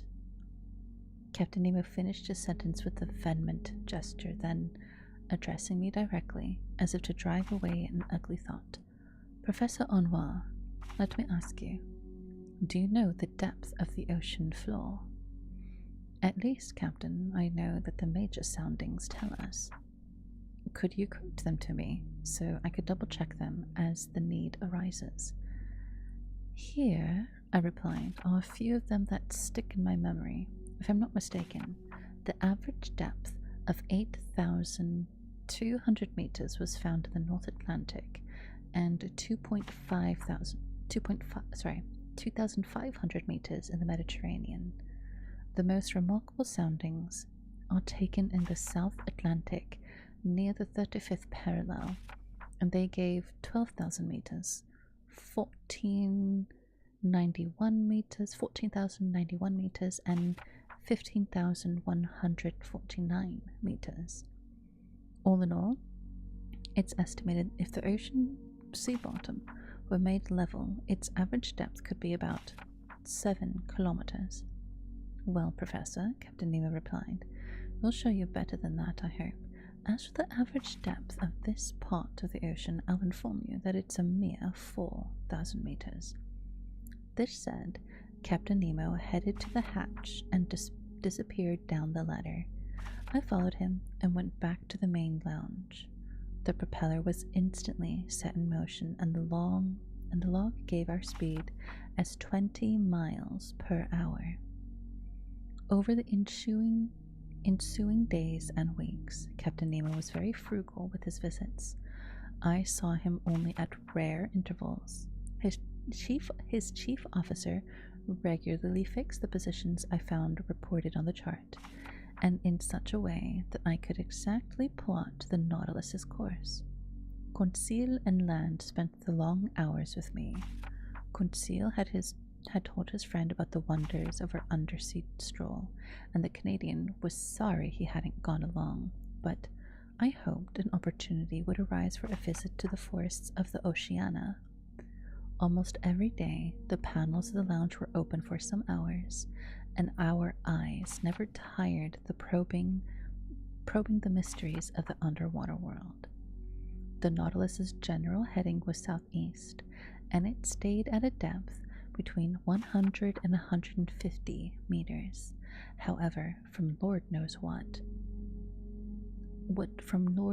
whim, one day it did a diagonal dive by means of its slanting fins, reaching strata located 2,000 meters underwater. The thermometer indicated a temperature of 4.2 degrees centigrade, which at this depth seemed to be on a temperature common to all latitudes. On November 26th, at 3 o'clock in the morning, the Nautilus is cleared the Tropic of Cancer, a longitude of 172 degrees. On the 27th, it passed in sight of the Hawaiian Islands, where the famous Captain Cook met his death on February 14th, 1779. But then we had fared 4,860 leagues from our starting point. When I arrived on the platform that morning, I saw the island of Hawaii 2 miles to leeward, the largest of the 7 islands making up this group. I could clearly distinguish the tilled soil on its outskirts, the various mountain chains running parallel with its coastline, and its volcanoes, crowned by Mauna Kea, I think that's how you say that, Mauna Kea, whose elevation is 5,000 meters above sea level. Among other specimens from these waterways, our nets brought up some peacock-tailed Flauberian coral, polypus flattened into stylish shapes and unique to this part of the ocean. The Nautilus kept to its southeasterly heading. On December 1st, it cut the equator in longitude 142 degrees, and on the 4th of the same month, after crossing marked by no incident, we raised the Marquesas Island, 3 miles off in latitude 8 degrees 57 south, longitude 139 degrees 32 west. I spotted Martin Point on Nukuhiva, chief member of this island group that belongs to France. I could make out only its wooden mountains on the horizon, because Captain Nemo hated to hug shore. There our nets brought up some fine fish samples, dolphin fish with azure fins, gold tails, and flesh that's unrivaled in the entire world. Whereas from the genus 𝘼𝙎𝙈 that were nearly defunded. denuded of scales but exquisite in flavor, knife jaws with bony beaks, yellowish albacore that were as tasty as bonito, all fish worth classifying in the ship's pantry. After leaving these delightful islands to the protection of the French flag, the Nautilus covered about 2,000 miles from December 4th to the 11th. Its navigating was marked by an encounter with an immense school of liquid, unusual mollusks that are near neighbors of the cuttlefish. French fishermen give them the name cuckold fish, and they belong to the class Cephalopodia, family 𝙇𝙤𝙈𝙍, consisting of themselves together with cuttlefish and agronauts. The naturalists of antiquity made a special study of them, and these animals furnished many ribald figures of speech for soapbox orators in the Greek marketplace, as well as excellent dishes for the tables of rich citizens. If we're to believe Athenaeus, the Greek physician predating Galen, it was during the night of the December 9th through the 10th that the Nautilus encountered this army of distinctly nocturnal mollusks. They numbered in the millions. They were migrating from the temperate zones towards zones still warmer, following the itineraries of herring and sardines. We stared at them through our thick glass windows. They swam backward with a tremendous speed, moving by means of their locomotive tubes, clashing fish and mollusks, eating the little ones, eaten by the big ones, and tossing in indescribable confusion the 10 feet that nature has robbed of their heads like a hairpiece. Rooted in their heads like a hairpiece of phonemic snakes. Despite its speed, the Nautilus navigated for several hours in the midst of this school of animals, and its nets brought up an incalculable number, among which I recognized all 9 species that Professor Ordinary had classified as native to the Pacific Ocean. During this crossing, the sea continually lavished us with the most marvelous sights. Its variety was infinite. It changed its setting and decor for the mere pleasure of our eyes, and we were called upon not simply to contemplate the work of our Creator in the midst of the liquid element, but also to probe the ocean's most daunting mysteries. During the day of December 11th, I was busy reading in the main lounge. Ned Land and Conseil were observing the luminous waters throughout the gaping panels. The Nautilus was motionless, its ballast tanks full. It was sitting at a depth of 1,000 meters in a comparatively unpopulated region of the ocean, where only larger fish put in occasional appearances. Just then, I was studying a delightful book by Jean Mace, The Servants of the Stomach, and savoring its ingenious teachings, when Conseil interrupted my reading. "Would Master kindly come here for an instant?" he said to me in an odd voice. "What is it, Conseil?" "It's something Master should see." I stood up, leaned on my elbows before the window, and I saw it. In the broad electric daylight, an enormous black mass, quite motionless, hung suspended in the midst of the waters. I observed it carefully, trying to find out the nature of this gigantic cetacean. Then a sudden thought crossed my mind. "A ship," I exclaimed. "Yes," the Canadian replied. "A disabled craft that's sinking straight down." Ned Land was not mistaken. We were in the presence of a ship whose severed shrouds still hung from their clasps. Its hull looked in good condition, and it must have gone under only a few hours before. The stumps of 3 masts chopped off 2 feet above the deck indicated a flooding ship that had been forced to sacrifice its masting. But it had heeled sideways, filling completely and it listened to port, and it was listing to port even yet, meaning it was like leaning to the side heavily.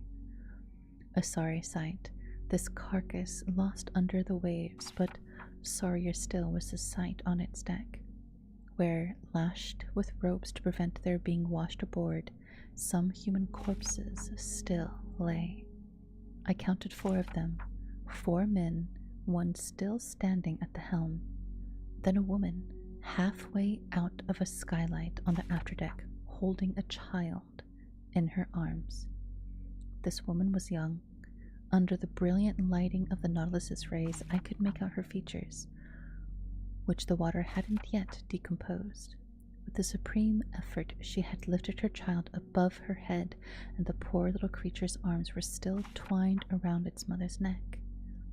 The postures of the 4 seamen seemed ghastly to me, twisted from convulsive movements, as if making a last effort to break loose from the ropes that bound them to their ship. And the helmsman, standing alone, calmer, his face smooth and serious, his grizzled hair plastered to his brow, his hands clutching the wheel, seemed even yet to be guiding his wrecked 3-master through the ocean depths. What a scene! He stood dumbstruck, hearts pounding, before this shipwreck, caught in the act, as if it had been photographed in its final moments, so to speak. And already I could see enormous sharks moving in, eyes ablaze, drawn by the lure of human flesh. Meanwhile, turning, the Nautilus made a circle around the sinking ship, and for an instant I could read the board on its stern. The Floridia, Sunderland, England. Corona, hi Dulsuda, Q, and welcome in. Hi Envo, hi Jello. Enjoy your lurk, Wraith. We are on chapter 19. Imagine seeing that. That'd be terrifying and horrible. I could not imagine that. Alright, chapter 14.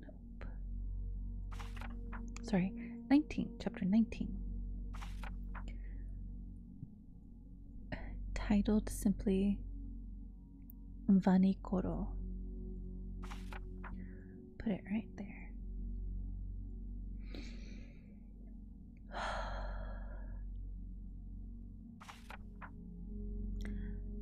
How's YouTube doing? You guys still just relaxing?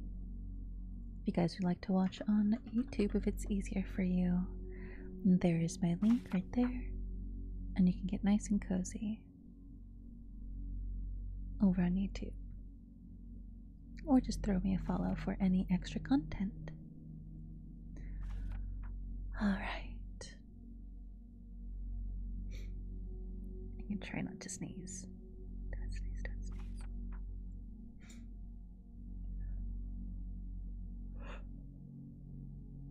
Hey, yum, yum, yum, yum.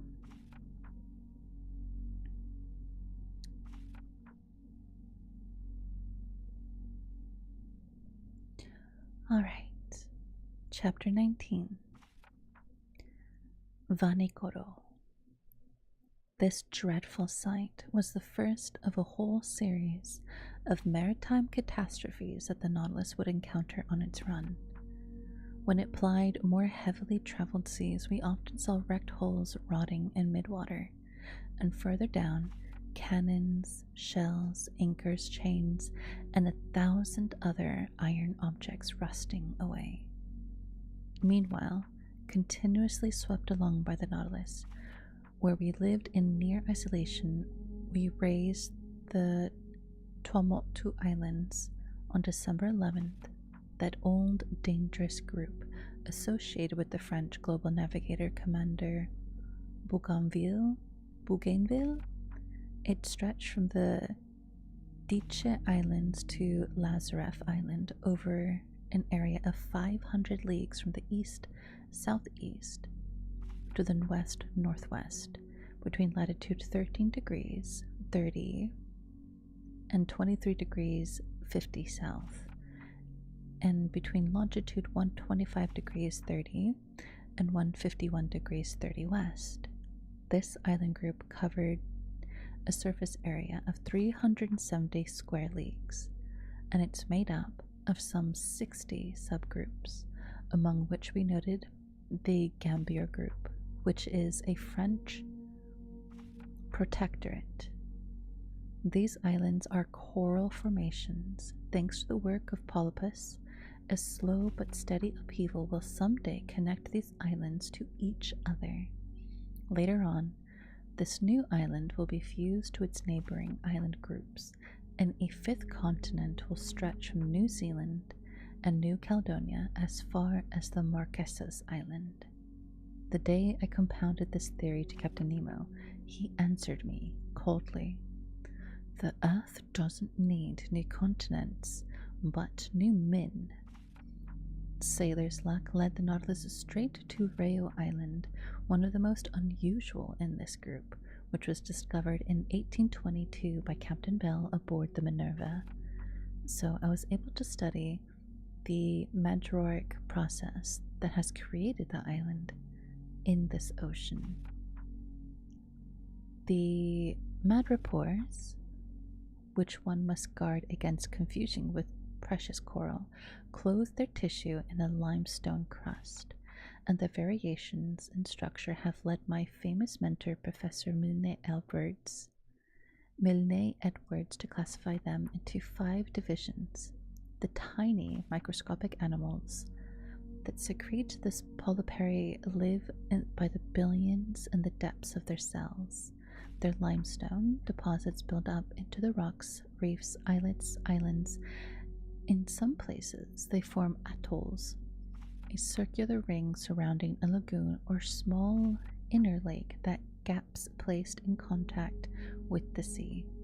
Elsewhere, they take the shape of barrier reefs, such as those that exist along the coasts of New Caledonia and several of the Tuamotu Islands. In still other localities, such as Reunion Island and the island of Mauritius, they build fringing reefs, high, straight walls next to which the ocean's depth is considerable. While cruising along only a few cable lengths from the underpin of 𝘼𝙎𝙈 Island, I marveled at the gigantic piece of work accomplished by those microscopic laborers. These walls were the express achievements of madrepores known by the name of fire coral, finger coral, star coral, and stony coral. These polyps grow excessively in the agitated strata at the surface of the sea, and so it's the upper reaches that they begin these substructures, which sink little by little together with the secret rebel binding them. This, at least, is the theory of Mr. Charles Darwin, who thus explains the formation of atolls. A theory superior, in my view, to the one that says these madreporic edifices sit on the summits of mountains or volcanoes submerged a few feet below sea level. I could observe these strange walls quite closely. Our soundings lines indicate that they dropped perpetually for more than 300 meters, and our electric beams made the bright limestone positively sparkle. Star Killer, welcome in. How are you, cutie? How's your night? In reply to a question Conseil asked me about the growth rate of these colossal barriers, I thoroughly amazed him by saying that scientists put it at 1/8 of an inch per binium. Therefore, he said to me, to build these walls, it took 192,000 years, my gallant Conseil, which significantly extends the biblical days of creation What's more, the formation of coal, in other words, the petrification of forests swallowed by floods, and the cooling of the ballistic rocks likewise call for a much longer period of time. I might add that those days in the Bibles must represent whole epochs, and not literally the lapse of time between two sunrises, because according to the Bible itself, the sun doesn't date from the first day of creation. Good, just relax and get cozy. Yeah. We're reading a story right now. We're reading 20,000 Leagues, and you will find that in the book, in the story, it kind of does a lot of science explanations. Vampiric Pingu, welcome in. How are you, lovely? How's your night? Ato, how are you, cutie? How's your night? Welcome in, welcome in. I'm gonna take a quick breather and I'm gonna drink some water.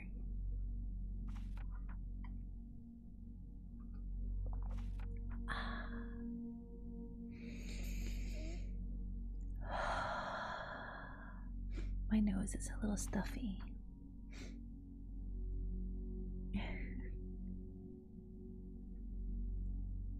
Alright, it looks like ads are about to start in a minute.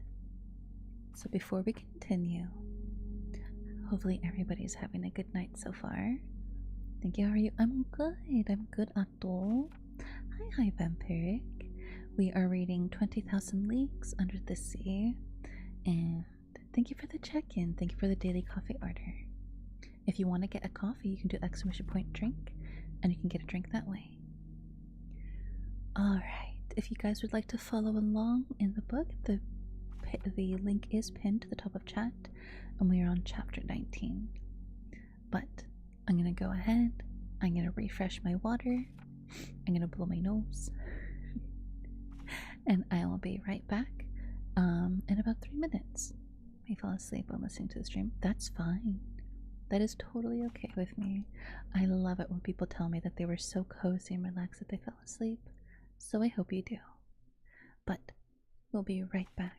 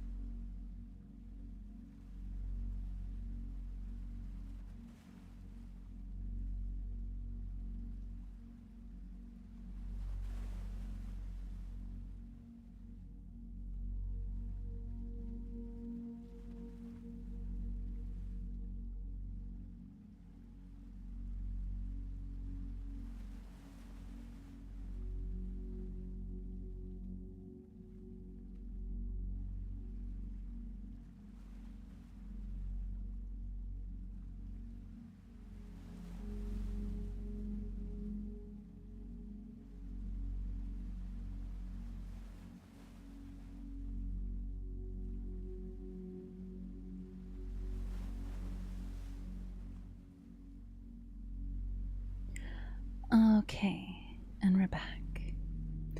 Welcome back, everybody. Anubis and Sea Silent, thanks for the follows. Welcome in. Torel, welcome back, welcome back. Thank you for your lurk. Hi, Valonia. Let's go ahead and let's switch back on over.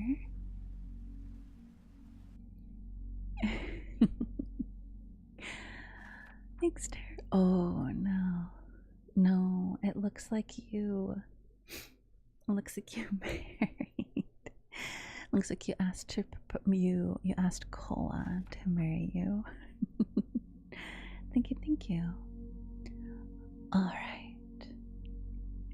I got some more water. I actually went and did a quick little break to wash my face.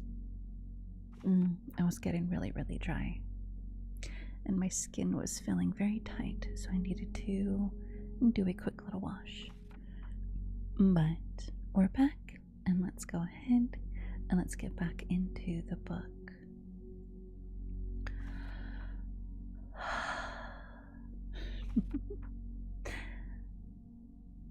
Alright. When the Nautilus returned to the surface of the ocean, I could take in 𝘼𝙎𝙈 Island over this whole flat, wooded expanse. Obviously, its madreporic rocks have been made fertile by tornadoes and thunderstorms, one day carried off by a hurricane from neighboring shores. Some seed fell into these limestone beds, mixing with decomposed particles of fish and marine plants to form vegetable humus. Propelled by the waves, a coconut arrived on this new coast. Its germ took root. Its tree grew tall, catching stem off the water. A brook was born. Little by little, vegetation spread. Tiny animals, worms, insects rode ashore off tree trunks and snatched from islands to windward. Turtles came to lay their eggs. Birds nestled in a young tree. In this way, animal life developed, and drawn by the greenery and fertile soil, man appeared, and that's how these islands were formed. The immense achievements of microscopic animals. Thank you for the hugs. I'm weak. 30% is a nice hug. What do you mean? All hugs are good hugs. It's not about the number. Near evening, 𝘼𝙎𝙈 Island melted into the distance, and the Nautilus noticeably changed course. 29%. Thank you for the hug, Vampiric. After touching the Tropic of Capricorn at longitude 135 degrees, it headed northwest, going back up the whole intertropical zone. Although the summer sun lavished its rays on us, we never suffered from the heat, because 30 or 40 meters underwater, the temperature didn't go over 10 degrees to 12 degrees centigrade. By December 15th, we had left the alluring Society Islands in the west. Likewise, elegant Tahiti, queen of the Pacific. In the morning, I spotted the island's lofty summits a few miles to leeward.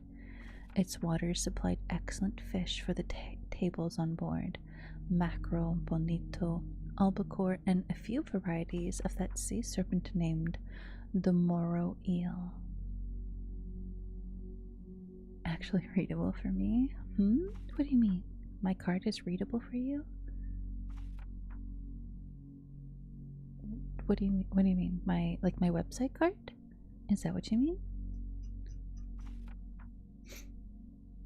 I mean, it's got to be readable, right? It has to be legible, otherwise you can't see it.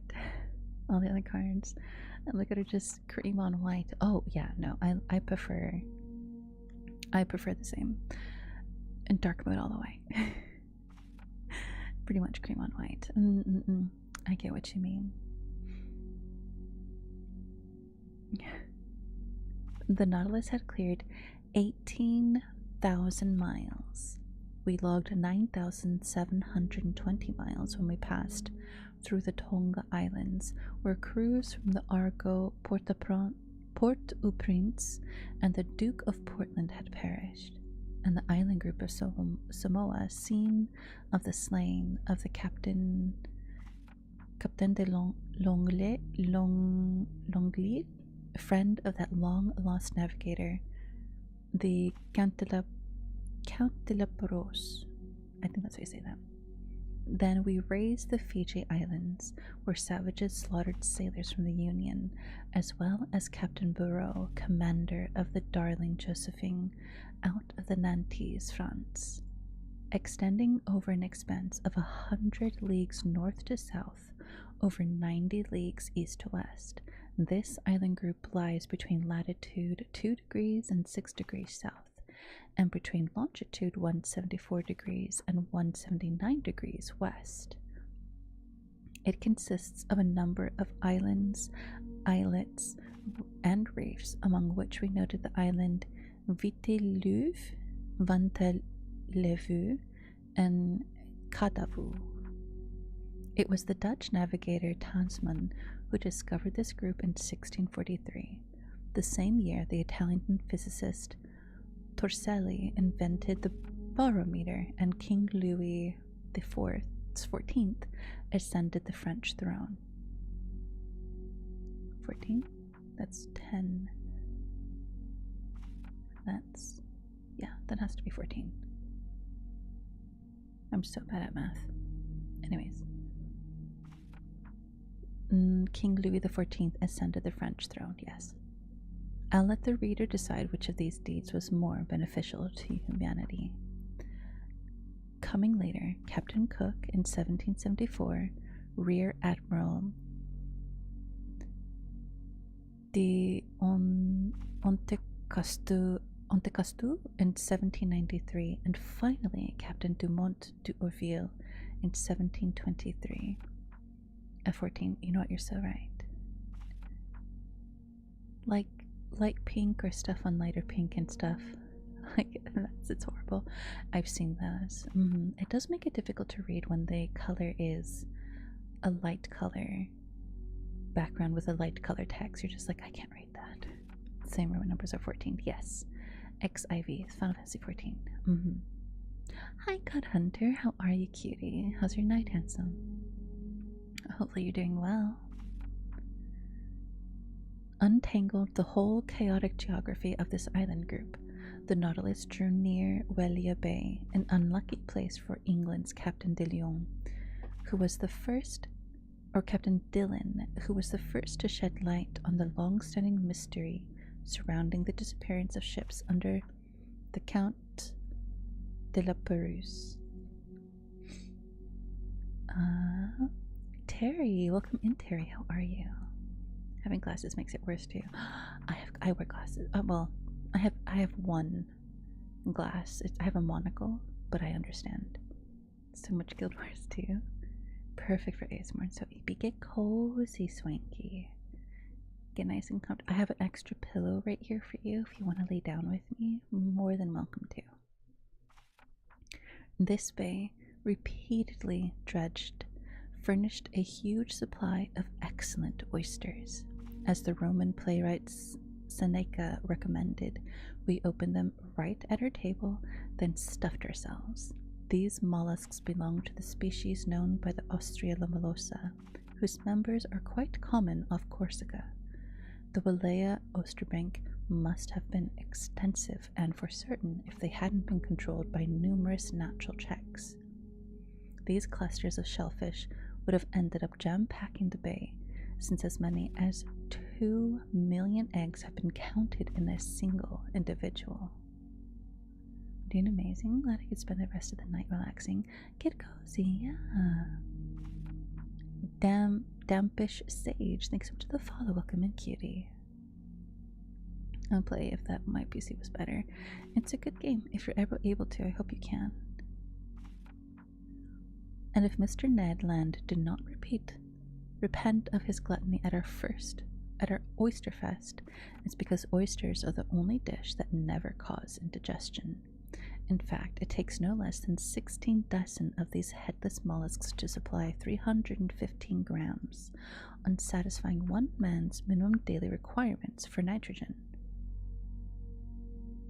On December 25th, the Nautilus navigated amid the island group of the New Hebrides, which the Portuguese seafarer Quiros discovered in 1606, which Commander Bougainville explored in 1768, to which Captain Cook gave his current name in 1773. This group is chiefly made up of 9 large islands and forms a 120-league strip from the north-northwest to the south-southeast, lying between latitude 2 degrees and 15 degrees south, and between longitude 164 degrees and 168 degrees. At the moment of our noon sights, we passed fairly close to the island of Oru, which looked to me like a massive green woods shrouded by a peak of great height.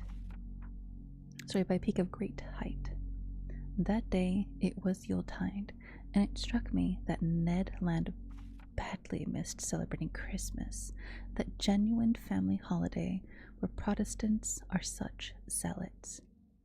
I hadn't seen Captain Nemo for over a week, when on the morning of the 27th he entered the main lounge, as usual acting as if he'd been gone just 5 minutes. I was busy tracing the Nautilus's course on the world map. The captain approached, placed a finger over position on the chart, and pronounced just one word: 𝙇𝙤𝙈𝙍. This name was magic. It was the name of those islets where vessels under the Count de Barus had miscarried. I straightened suddenly. "The Nautilus is bringing us to 𝙇𝙤𝙈?" I asked. "Yes, Professor," the captain replied, "and I'll be able to visit those famous islands where the compass and the astrolabe came to grief. If you'd like, Professor, when we will reach 𝙇𝙤𝙈?" "We already have, Professor." Followed by Captain Nemo, I climbed onto the platform, and from there my eyes eagerly scanned the horizon. "Hi, you. Have a good night. Rest well." Every single DLC except the new one for now and have to get characters. Let me give you a quick tuck. Hi, Meg. Let me tuck you into bed, Hugh. Good night, Hugh. Rest well. Good night, good night. Quite a distance, right? They've been traveling for a couple months. I think they said they set out in summer, and it is now December, so they've been traveling for like 5 months, give or take. In the northeast, there emerged 2 volcanic islands of unequal size, surrounded by a coral reef whose circuit measured 40 miles. We were facing the island of 𝙇𝙤𝙈 proper, to which Captain Dumont d'Urville had given the name Island of the Search. We lay right in front of the little harbor of Vanna, located in latitude 16 degrees 4 south and longitude 164 degrees 32 east. Its shores seemed covered with greenery from its beaches to its summits inland, crowned by Mount Capogo, which is 476 fathoms high. After clearing the outer belt of the rock via a narrow passageway, the Nautilus lay inside the beakers, where the sea had a depth of 30 to 40 fathoms. Under the great shade of some tropical evergreens, I spotted a few savages who looked extremely startled at our approach.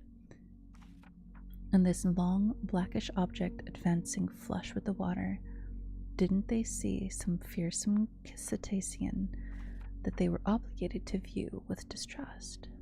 Just then, Captain Nemo asked me what I knew about the shipwreck of the Count de Barus. "What everyone else knows, Captain," I answered him. "And could you kindly tell me what everyone else knows?" he asked me in a gentle, ironic tone. Very easily. I related to him the first deeds of Captain Dumont d'Urville had brought to light, deeds described here in this heavily condensed summary of the whole matter. Oh, great. Okay.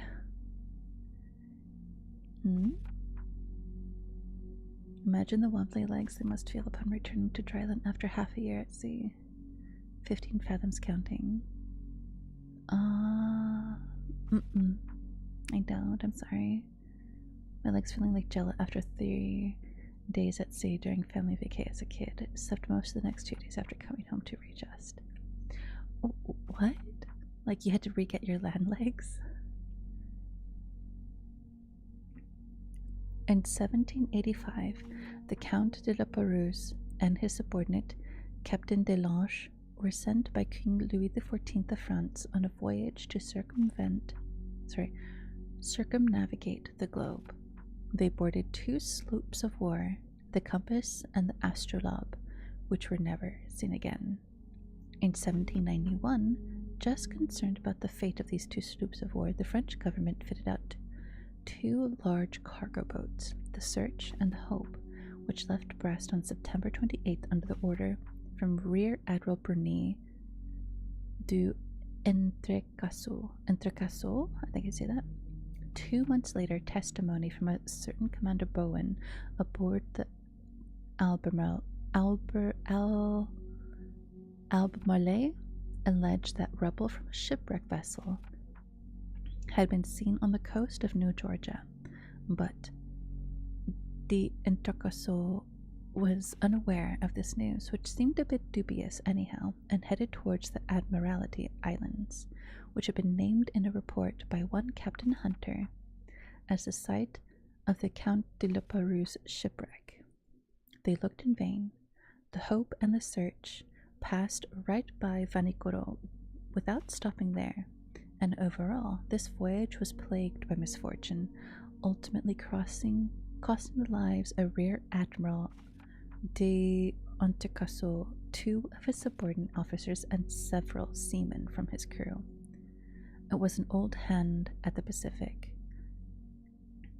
The English adventurer Captain Peter Dillon, who was the first to pick up the trail left by castaways from the shipwrecked vessels.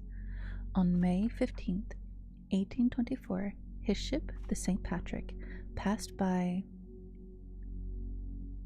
Tikopia Island, one of the New Hebrides. There, a native boatman pulled alongside in a dugout canoe and told Dillon a silver sword hilt bearing the imprint of characters engraved with the cunning tool known as a burin. Furthermore, this native boatman claimed that during the stay at Vanikoro 6 years earlier, he had seen 2 Europeans belonging to ships that had run aground on the island's reefs many years ago. Dillon guessed that the ships at issue were those under the Count de la Pérouse, ships whose disappearance had shaken the entire world. He tried to reach Vanikoro, where, according to the native boatman, a good deal of rubble from the shipwreck could still be found, with winds and currents preventing his doing so. Captain Me. Hi, Waffle. Welcome in. Thank you for the follow. Jello. To get my land legs license back. Thank you for the flowers. Dillon guessed the ships at issue were those under the Count de la Pérouse, ships whose disappearance had shaken the entire world. He tried to reach Vanikoro, where, according to the native boatman, a good deal of rubble from the shipwreck could still be found, but winds and currents prevented his doing so. Dillon returned to Calcutta. There he was able to interest the Asiatic Society and the East India Company in his discovery. A ship named after the Search was placed at his disposal, and he departed on January 23rd, 1827, accompanied by a French deputy.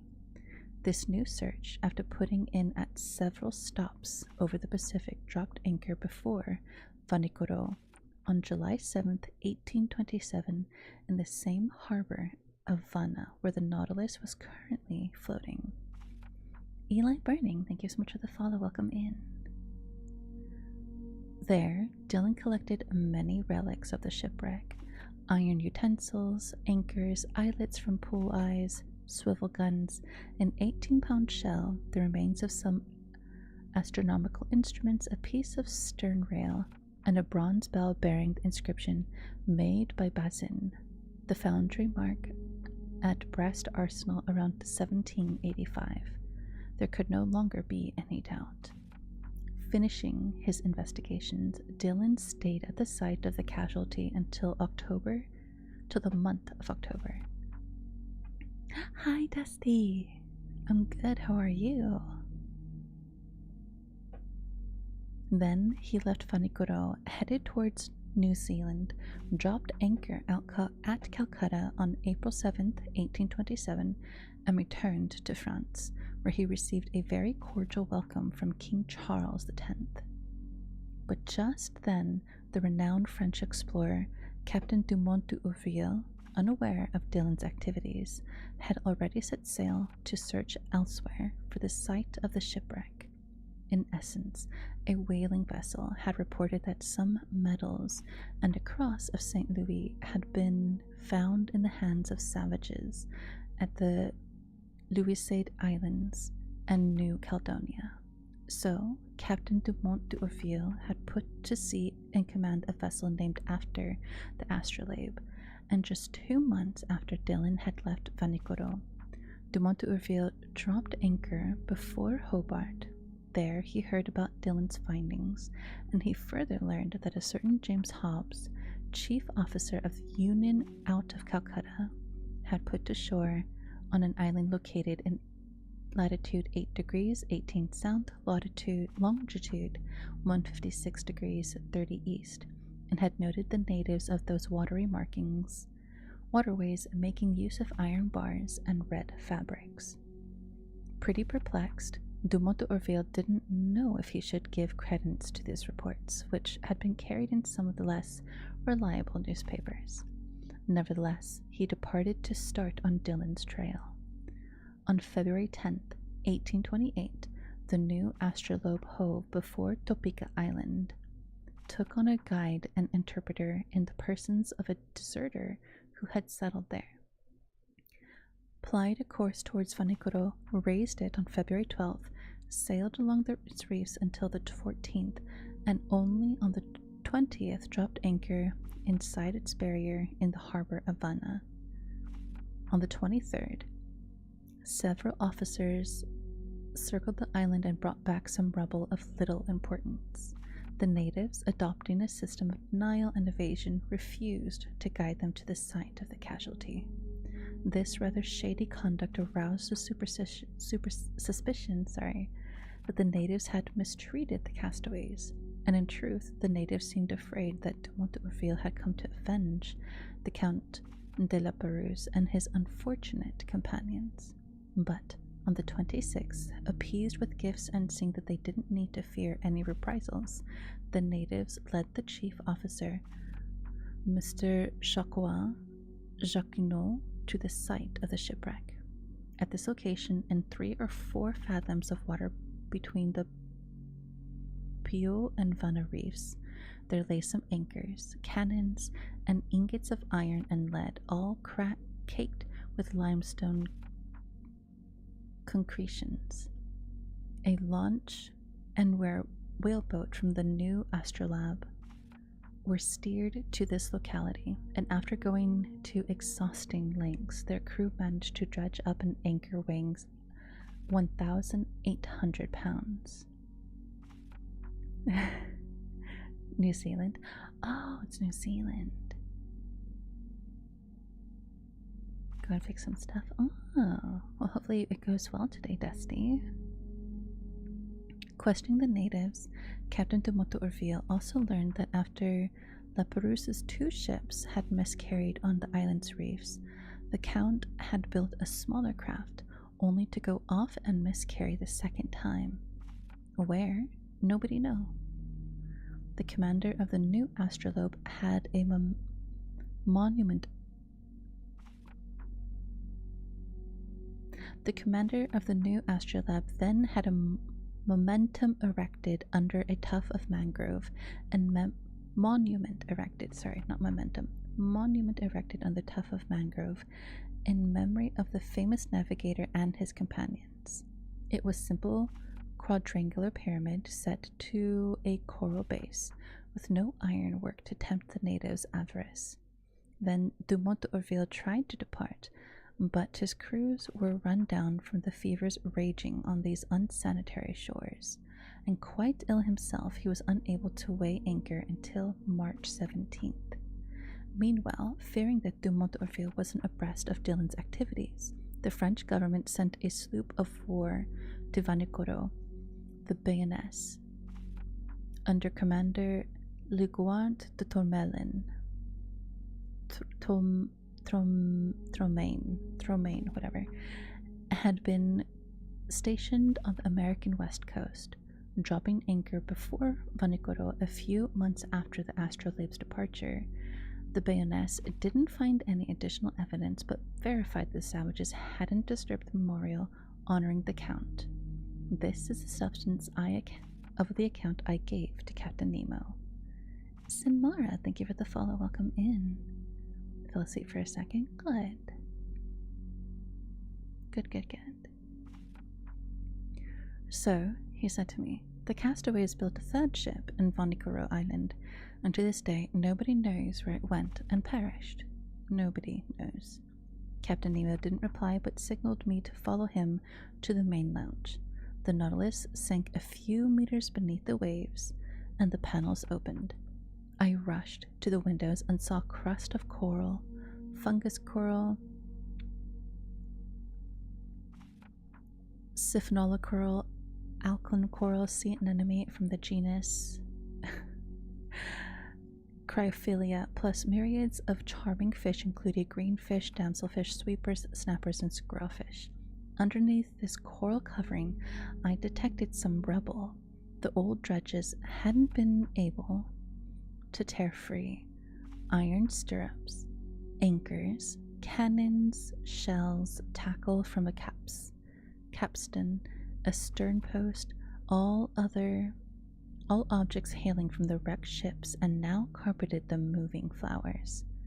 As I stared at this desolate wreckage, Captain Nemo told me in a solemn voice. Commander 𝘼𝙈 set out on December 7th, 1785 with his ships, the Compass and the Astrolabe. He dropped anchor first at Botany Bay, visited the Tonga Islands and New Caledonia, headed towards the Santa Cruz Islands, and put in at Nomuka, one of the islands in the 𝘼𝙈 group. Then his ship arrived at the unknown reef of Vanikoro. Traveling in the lead, the Compass ran afoul of breakers on the southerly coast. The Astrolabe went on its rescue and also rang again. The first ship was destroyed almost immediately. The second, stranded to leeward, held up for some days. The natives gave the castaways a fair enough welcome. The latter took up residence on the island and built a smaller craft with rubble from the two large ones. A few seamen stayed voluntarily in Vanikoro. The others, weak and ailing, set sail with the Count de 𝘼𝙈. They headed to the Solomon Islands, and they perished with all hands on the westernly coast of the chief islands in that group between Cape Deception and Cape Satisfaction. And how do you know all this? I exclaimed. Here's what I found at the very site of that final shipwreck. Captain Nemo showed me a tin box, stamped with the coat of arms of France, and all corroded by salt water. He opened it, and I saw a bundle of papers, yellowish but still legible. They were actual military orders given by France's minister to the Navy Commander 𝘼𝙈, with notes among the margin in the handwriting of King Louis XIV. What a splendid death for a seaman, Captain Nemo then said. A coral grave is a tranquil grave, and may heaven grant me, and may heaven grant that my companions and I rest in no other. Oh my gosh, that was such a tough read for me. We are now on chapter 20 with the Torres Strait. Hi, Dry Dog. I read the voice lines, like the dialogue. I read it with the accent because the characters are supposed to be French, and I cannot do a French accent, so I do British, which is the most I could do. Great work, thank you. Oh my gosh. He gets the names. You want to hear a French joke? Oh, what? Yes, go ahead. What is the joke? I would love to hear it. What is the joke?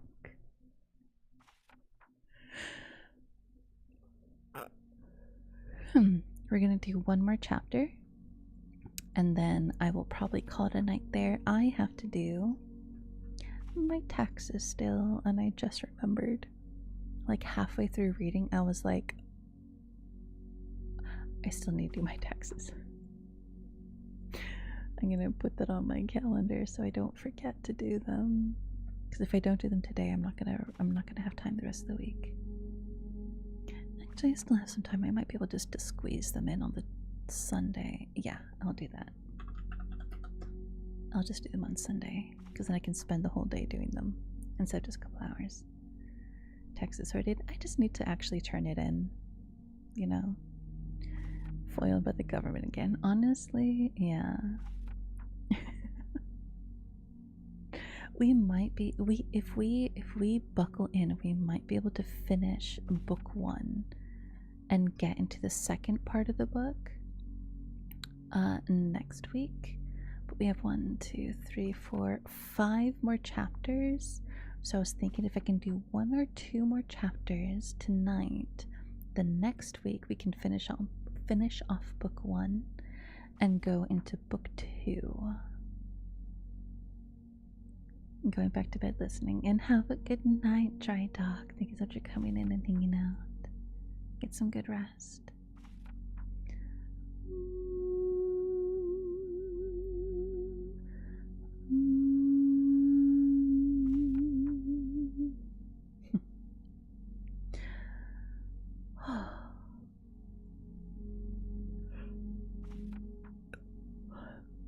Hi, dumbass. Welcome in. Been lovely. Enjoy your model. Thank you. How have you been? It's been a minute. I feel like I need another little break before I continue. We'll do 1 more chapter. We will do 1 more chapter. And then we'll probably end just a little bit early. Been busy but wonderful. How about you? Tired. I'm just tired a lot. Mostly because of the new schedule. The new schedule I have to try and keep to, which is, it's pretty difficult, but I'll get used to it eventually. Alright. Oh, stretch out my arms. Stretch them to the side. Oh my gosh. Stretch my neck to the left.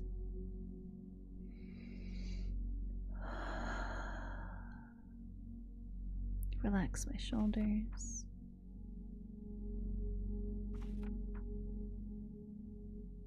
Unclench my hands.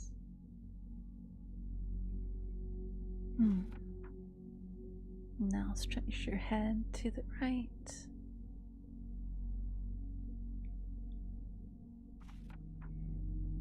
There we go, much better. Unfurrow your brow. Unclench your teeth. And take a deep breath as you look up.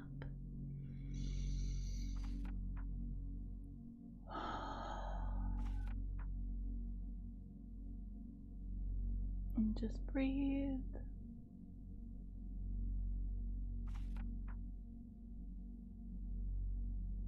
And exhale and look down. Thank you, Mesa. We're doing one right now. Look down.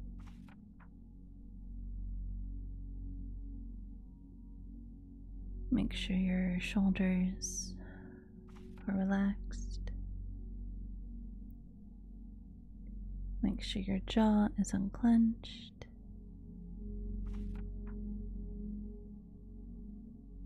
Make sure your brow isn't furrowed. Look up and drink some Wawa.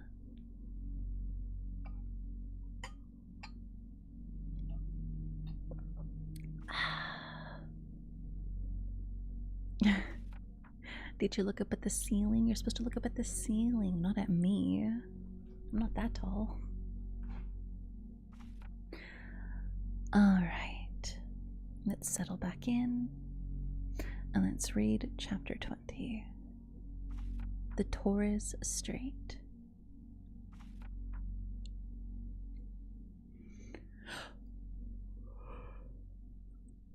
Yum, yum, yum. Yum. During the night of December 27th through the 28th, the Nautilus left the waterways of 𝘼𝙎𝙈 behind with extraordinary speed. Its heading was southwesterly, and in 3 days it had cleared the 750 leagues that separated 𝘼𝙎𝙈's islands from the southern tip of Papua. On January 1st, 1868, bright and early, Conseil joined me on the platform. "Will master," the gallant lad said to me, "allow me to wish him a happy new year?" Good heavens, Conseil. It's just like old times in my office at the Botanical Gardens in Paris. I accept your kind wishes, and I thank you for them. Only, I'd like to know what you meant by a happy year. Under the circumstances in which we're placed, is it a year that will bring our imprisonment to an end, or a year that will see this strange voyage continue?" "Ye gods," Conseil replied, "we hardly know what to tell, master. We're certainly seeing some unusual things, and for 2 months we've had no time for boredom. The latest wonder is always the most astonishing, and if this progression keeps up, I can't imagine what its climax will be. In my opinion, we'll never again have such an opportunity." "Never, Conseil. Besides, Mr. Nemo really lives up to his Latin name, since he couldn't be less in the way if he didn't exist." "True enough, Conseil.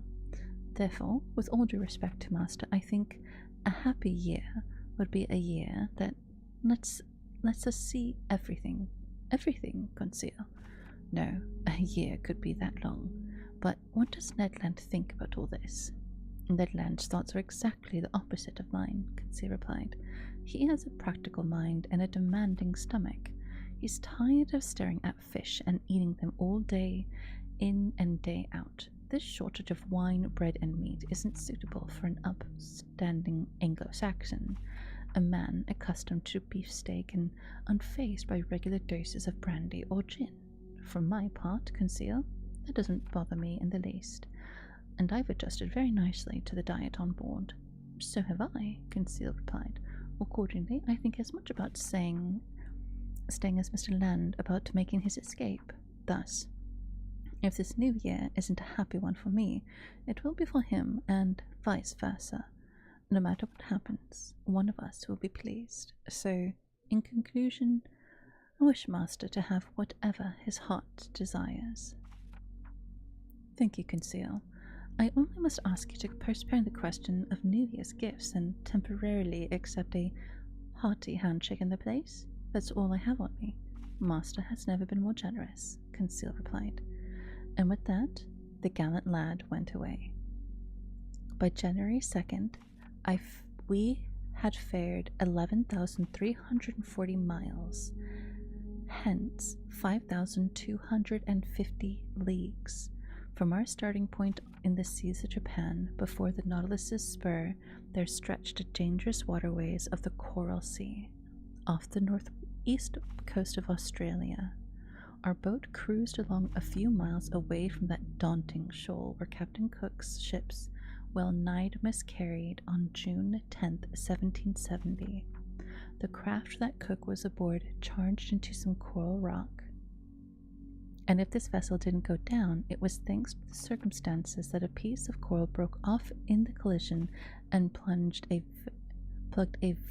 very hole it had made in the hull. I would have been deeply interested in visiting this long 360-league reef, which are the ever-surging sea broke with the fearsome intensity of thunderclaps. But just then the Nautilus's slanting fins took us to great depths, and I could see nothing for those high coral walls.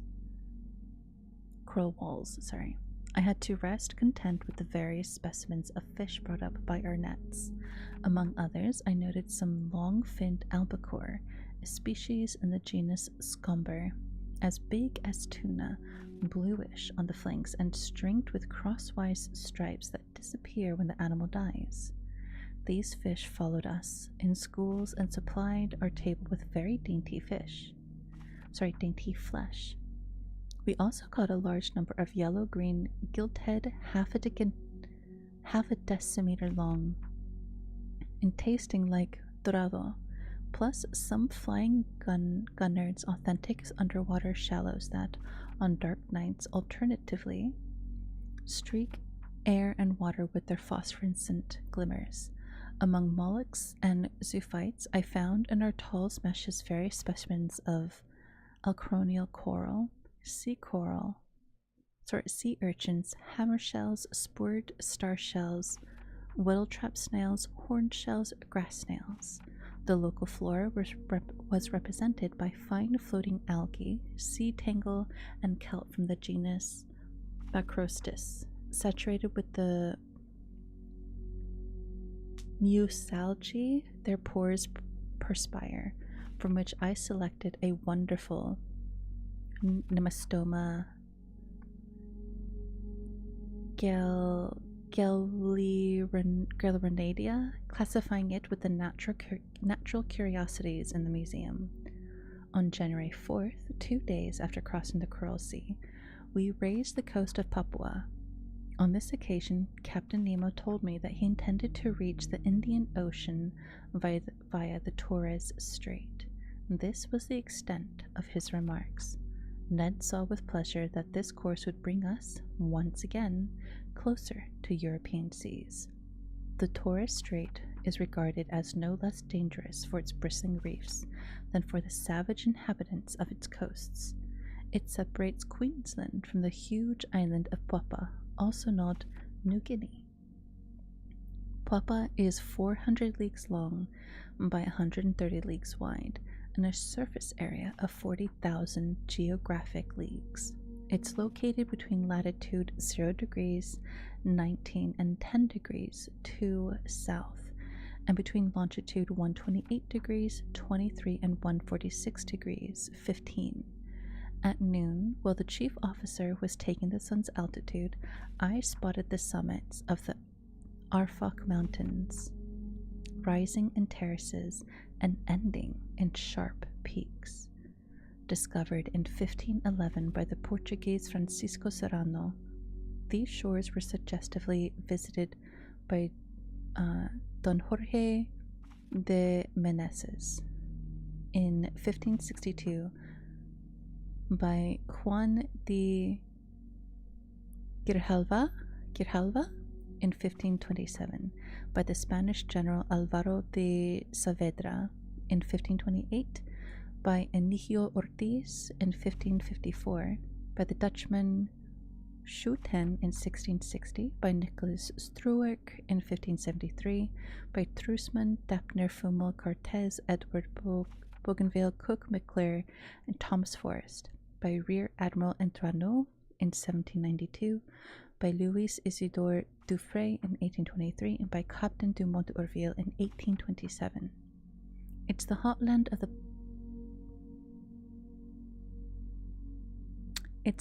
the people who occupy all Malaysia, Mr. de Rienz had said, and I hadn't the foggiest inkling that sailor's luck was about to bring me face to face with these daunting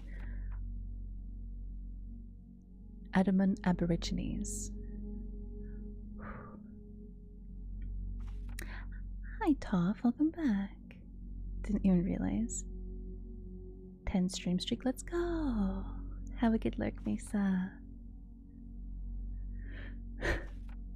So, the Nautilus hove before the entrance to the world's most dangerous strait, a passageway that even the boldest navigators hesitated to clear.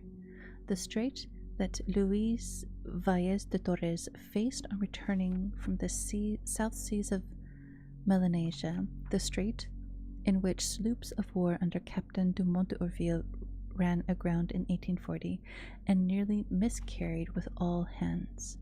And even the Nautilus, rising superior to every danger in the sea, was about to become intimate with its coral reefs. Just sick, trying to sleep. I'm sorry. Yeah, take care, Toph. Get nice and cozy. Hopefully you feel better soon. The Torres Strait is about 34 leagues wide, and it's obstructed by an incalculable number of islands, islets, breaks, and rocks that make it nearly impossible to navigate. Consequently, Captain Nemo took every desired precaution in crossing it. Floating flush with the water, the Nautilus moved ahead at a moderate pace. Like a cetacean's tail, its propeller churned the waves slowly. In advancing of its situation, my two companions, I found seats on the ever-deserted platform. In front of us stood the pilot house, and unless I'm extremely mistaken, Captain Nemo must have been inside, steering the Nautilus himself. Serpentina! Hi, Tina. How was Warhammer? Running by the time I wake up. Feel way better if I did 18 hours ago. Well, that's good. Welcome in, Ratman, Horatio, and Camp. Welcome in, sweetlings. Thank you for the follows. Hi, Tina. I'm finally not sick. Yay! Oh my gosh, I'm glad you're no longer sick. Oh, yeah, we puppy. Thank you for the eyewear change. Thank you so much, Tina. Thank you for the raid. How was the game? How was Warhammer? Did you have fun? Welcome on in, Raiders. Welcome to Favorite Cafe. I'm Mukia. I'm a siren with a necrotic affliction, and I run a cafe. Tonight, we are reading 20,000 Leagues Under the Sea. If you want to get cozy with me, you have to grab a pillow, lay on the floor, get nice and comfortable. I guess you can lay on the couch, but then you'd be very far from me, so just lay down on the floor with me, okay? Wolfwood, thank you so much for the follow. Welcome in, sweetling. 4 months? 4 months? You've been following me for a hot minute. Hopefully you've been doing good. We learned a lot of lore. Are you like barely just getting into like the lore, Warhammer lore? And there's a lot. There's a lot. But Tina, if you need to raid and run, I understand, especially if you're no longer sick. If you want to relax and take it easy, you're more than welcome to. We are finishing up we're just getting into chapter 20. I'm just getting into it. There's a lot. There's so much. My cousin gave me a book and I still don't even grasp like just how much there really is. Like, they'll be up and running by the time I wake up. Well, I hope you do, Toph. Hopefully you do get some good sleep and rest. Got my pillow so cozy. Good. I got my pillows right here. I have my blanket on the floor. I am so comfortable just hanging out right now. But yeah, I'm probably gonna get into snack and get cozy. Yeah, go get a snack. Oh, get me one too, okay? I'll have a snacky too. Thank you, Tina. Thank you again so much for the raid. If anyone else would like to get comfortable and cozy, take this time to take a break, go get some water, get nice and comfortable, and if you would like to join us while we read the book, 𝙇𝙤𝙈, thank you so much for the 𝙇𝙤𝙈, thank you so much for the follow. Here is the link if you'd like to join us on reading. We are on chapter 20.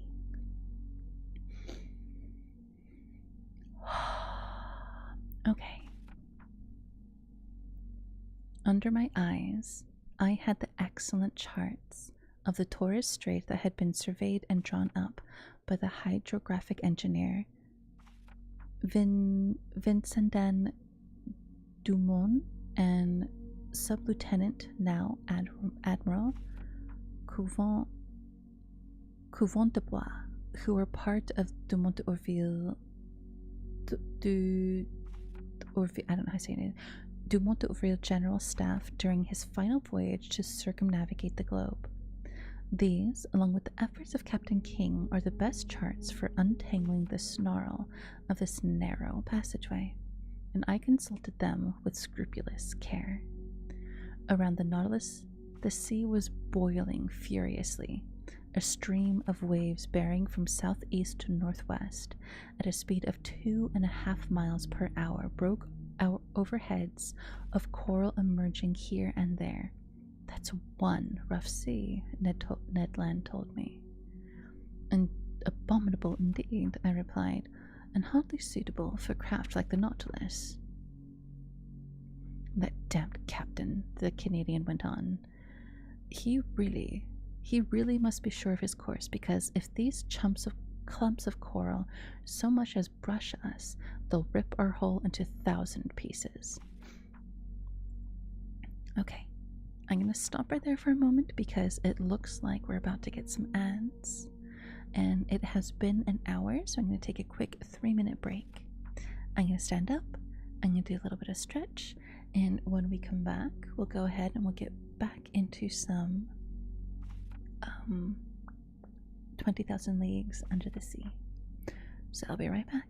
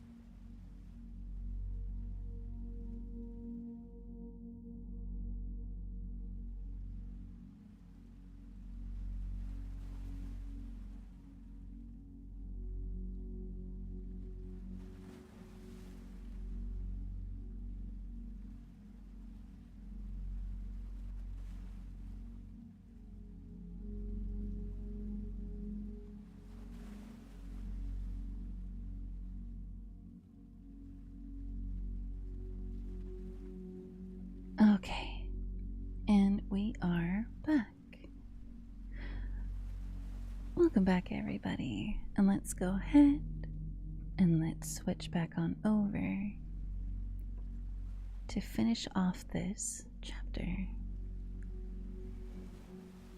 Elite, thanks so much for the follow. Welcome in. Oh, I had a nice little break. I don't have a cuddle, but I do have a hug. Welcome back, welcome back.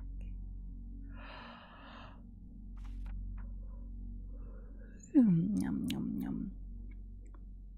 We are continuing the voyage, yes. Oh, thank you for the hug. 94%, that's a big hug. Goodness. Alright.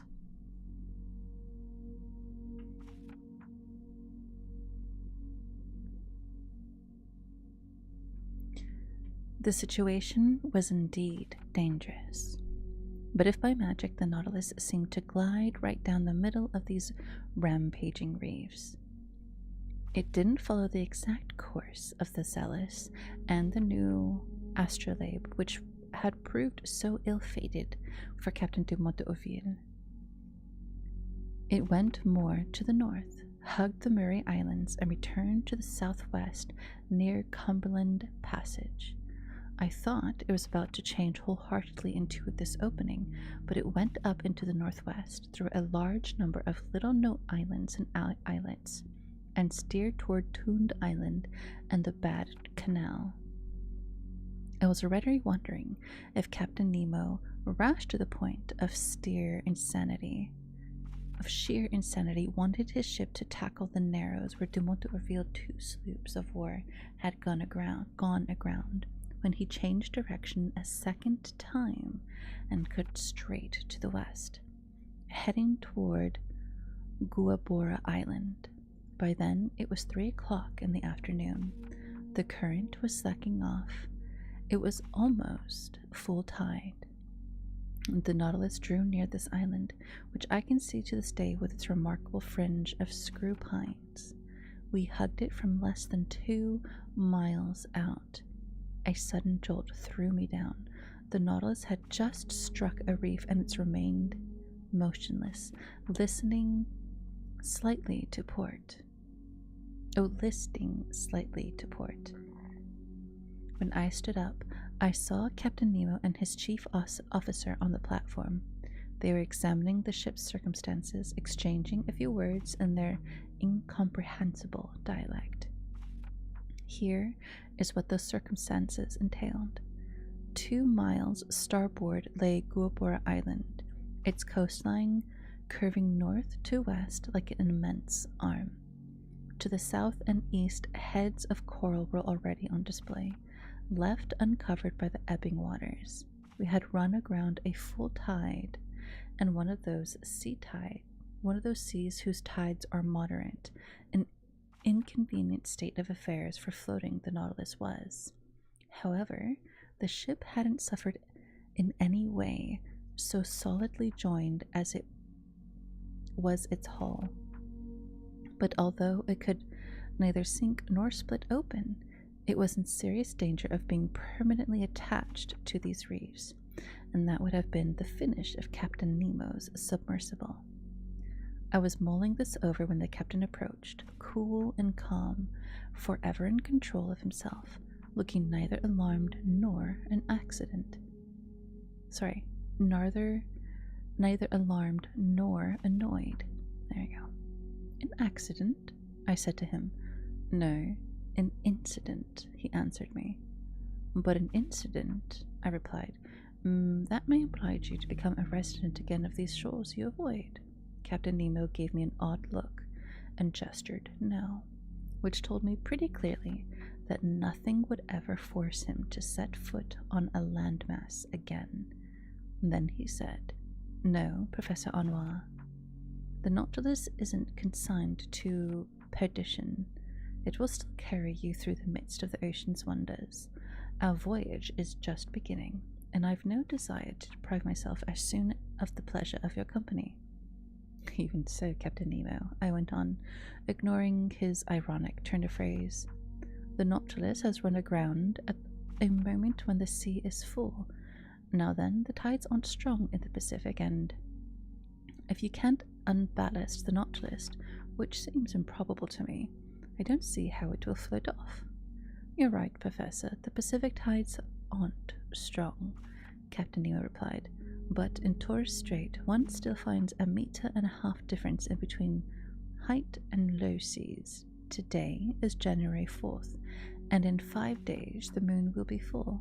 Now then, I'll be quite astonished if that good-natured satellite doesn't sufficiently raise the masses of water and do me a favor for which I'll be forever grateful. This said, Captain Nemo went below again to the Nautilus's interior, followed by his chief officer. As for our craft, it no longer stirred, stayed as motionless as if the coral polyps had already walled it in with their indestructible cement.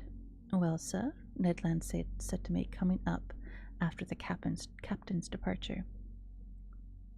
Well, Ned, my friend, I'll serenely wait for the tide on the 9th, because it seems the moon will have the good nature to float us away. As simple as that. As simple as that. So our captain isn't going to drop his anchors, put his engines on the chains, and do anything to haul us off? Since the tide will be sufficient, Conseil replied simply. The Canadian stared at Conseil, then he shrugged his shoulders. The seaman in him was talking now. Sir, he answered, you can trust me when I say this hunk of iron will never navigate again, on the seas or under them. It's only fit to be sold for its weight, so I think it's time to give Captain Nemo the slip. Ned, my friend, I replied, unlike you, I haven't given up on our valiant Nautilus, and in 4 days we'll know where to stand on these Pacific tides. Besides, an escape attempt might be timely if we were in sight of the coast of England or Provence, but in the waterways of Papa it's another story, and we'll always have that as a last resort if the Nautilus doesn't right itself, which I'd regard as a real calamity. But couldn't we at least get to the lay of the land? Ned went on. Here's an island. On this island there are trees. Under those trees, land animals loaded with cutlets and roast beef, which I'd be happy to sink my teeth into. In this instant, our friend Ned is right, Conseil said, and I'll side with his views. Couldn't Master persuade his friend Captain Nemo to send the 3 of us ashore, if only to so our feet don't lose the knack of treading on the solid part of the planet? I can ask him, I replied, but he will refuse. Let Master take the risk, Conseil said, and we'll know where we stand on the captain's affability. Hi, Ivan, welcome in.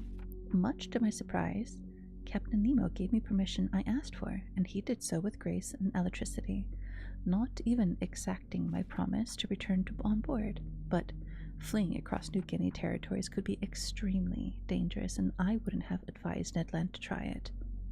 Better to be prisoners aboard the Nautilus than to fall into the hands of the Papuan natives. The skiff was put to our disposal for the next morning. I hardly needed to ask whether Captain Nemo would be coming along. I likewise assumed that no crewman would be assigned to us, and Ned Land would be the sole charge of piloting the longboat. Besides, the shore lay no more than 2 miles off, and it would be child's play for the Canadian to guide that nimble skiff through those rows of reefs so ill-fated for big ships. The next day, January 5th, after its deck paneling was opened, the skiff was wrenched from its socket and launched to the sea from the top of the platform. 2 men were sufficient for this operation. The oars were inside the longboat, and we had only take our seats.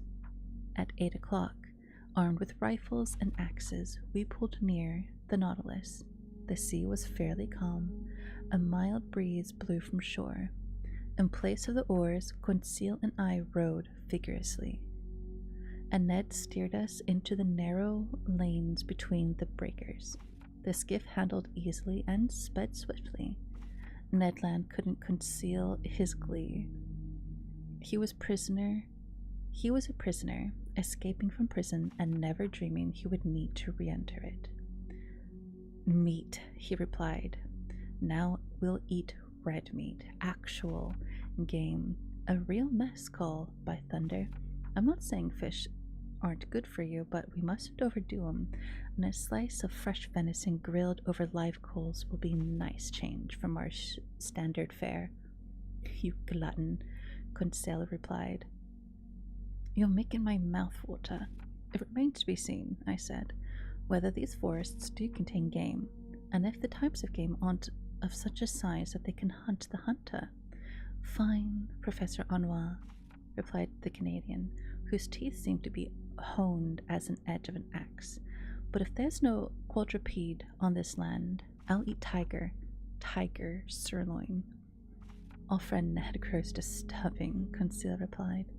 Whatever it is, Ned Land went on, any animal giving 4 feet without feathers or 2 feet with feathers will be greeted by my very own 1-gun salute. Oh God, I replied. The reckless Mr. Land is at it again. Don't worry, Professor 𝘼𝙈, just keep rowing, the Canadian replied. I only need 25 minutes to serve you one of my own special creations. By 8:30, the Nautilus skiff had just run gently aground on sandy strand, after successfully clearing the ring of coral that surrounds 𝘼𝙎𝙈 Island. Aziz, thank you so much for the follow. Welcome in. Nice, Shorn. Thank you for the hug. We're on chapter 21 now. Some days ashore. All right. There we go. Perfect. Some days ashore. Chapter 21. Let's see how many more chapters until the end of this book. 2, 3, 4, and we did 1, 2, 3. Let's see. It looks like there's a lot more conversation in 21 than there was in the last ones. All right, we'll do chapter 21, and then we will call it a night, so that next Tuesday we can finish off the first half of 20,000 Leagues. I'm hoping there's no lists to do. I'm doing good, Shorn. What about you? How's your night? Hopefully you're doing well. And we still have to do a love poem for tonight. It doesn't look like Tara gave me one, so I'm probably gonna have to find one. Yes, we're finishing off 10,000 Leagues. All right. Drink some water.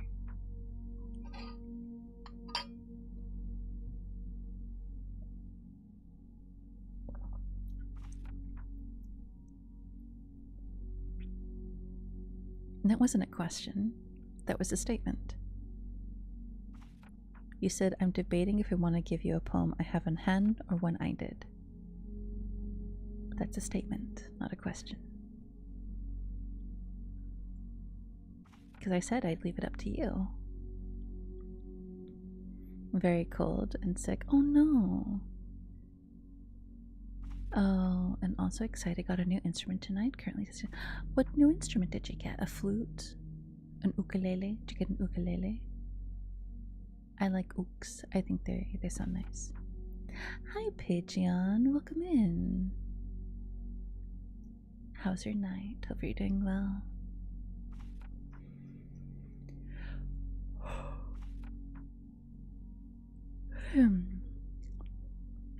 Okay. Good, how are you? I'm good. We're just doing some reading. We're about to start chapter 21. So if you want to get nice and comfortable, right now is the perfect time.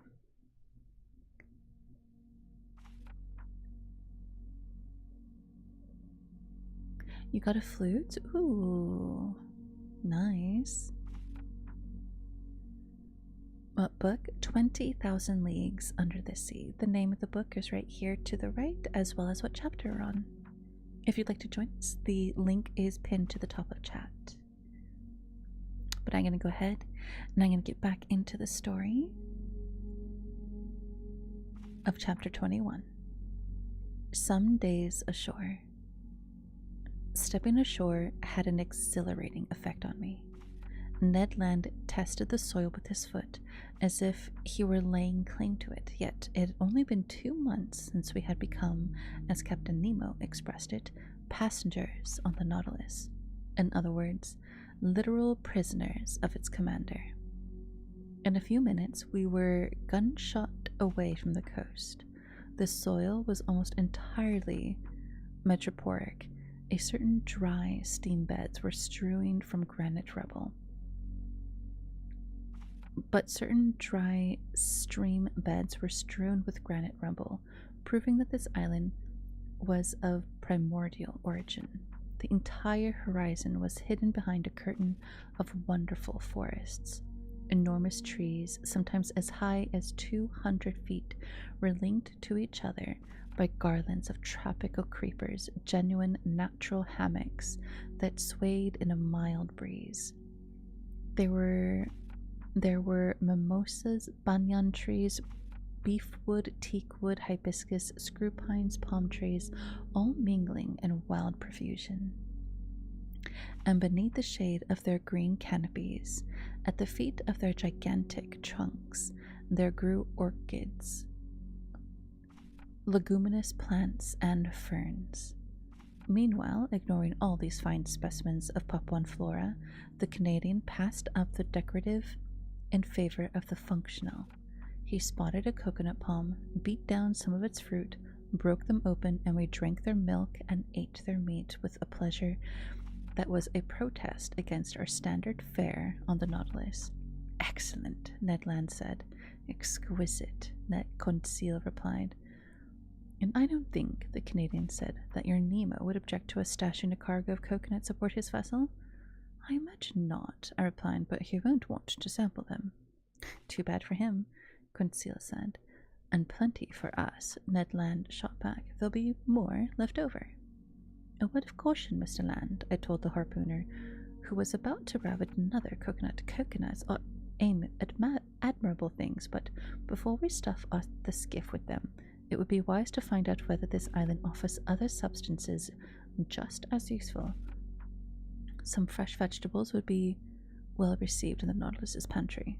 Master is right, Conseil replied, and I propose that we set aside 3 places in a longboat, 1 for fruit, another for vegetables, and a 3rd for venison, of which I still haven't glimpsed the tiniest specimen. Don't give up so easily, Conseil, the Canadian replied. So let's continue our excursion, I went on, but keep a sharp lookout. This island seems uninhabited, but it still might harbor certain individuals who aren't so finicky about the sort of game they eat. Ned put in with a meaningful movement of his jaws. Ned, oh horrors, Conseil exclaimed. Ye gods, the Canadian shot back. I'm starting to appreciate the charms of cannibalism. Ned, don't say that, Conseil answered. You, a cannibal? Why, I no longer be safe next to you. I, who share your cabin. Does this mean I'll wake up half devoured by a fine one day? I'm awfully fond of you, Conseil, my friend, but not enough to eat you when there's better food around. Then I daren't delay, Conseil replied. Blah, blah. The hunt is on. Let me start over. I daren't delay, Conseil replied. The hunt is on. We absolutely must bag some game to placate this man-eater. One of these mornings, Master won't find enough pieces of his manservant to serve him. While exchanging this chit-chat, we entered beneath a dark canopy of the forest, and for 2 hours we explored it in every direction. We couldn't have been luckier in our search for edible vegetation, and some of the most useful produce in the tropical zone supplied us with the valuable foodstuffing missing on board. I mean the breadfruit tree, which is quite abundant on 𝘼𝙎𝙈 Island, and there I chiefly noted the seedless variety that in Malaysia is called 𝘼𝙎𝙈. This tree is distinguished from other trees by straight trunk 40 feet high to the naturalist's eye. Its gracefully rounded crown, formed of big multi-lobed leaves, was enough to denote the Artichokpus that had been so successfully transplanted to the Mascarene Islands east of Madagascar. Mia and I bark for big booty women. Do it then. Go ahead. I'll wait. Baru Baru, welcome in. How are you? I'm Maya. Guami, welcome in. How are you? How's your night? Hi, hi. Hi, thank you for the bark. How are you? How's your night, cutie? Hope you're doing well. Exchange about cannibalism? Recalling the double entendre of the book earlier, implying to the whole. Yes, right, exactly. The double entendre about the use of cannibalism is really funny. I agree.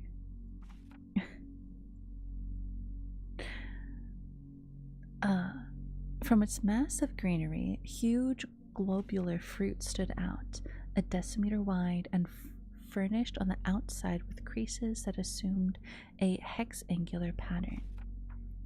It's a handy plant that nature gives to regions lacking in wheat.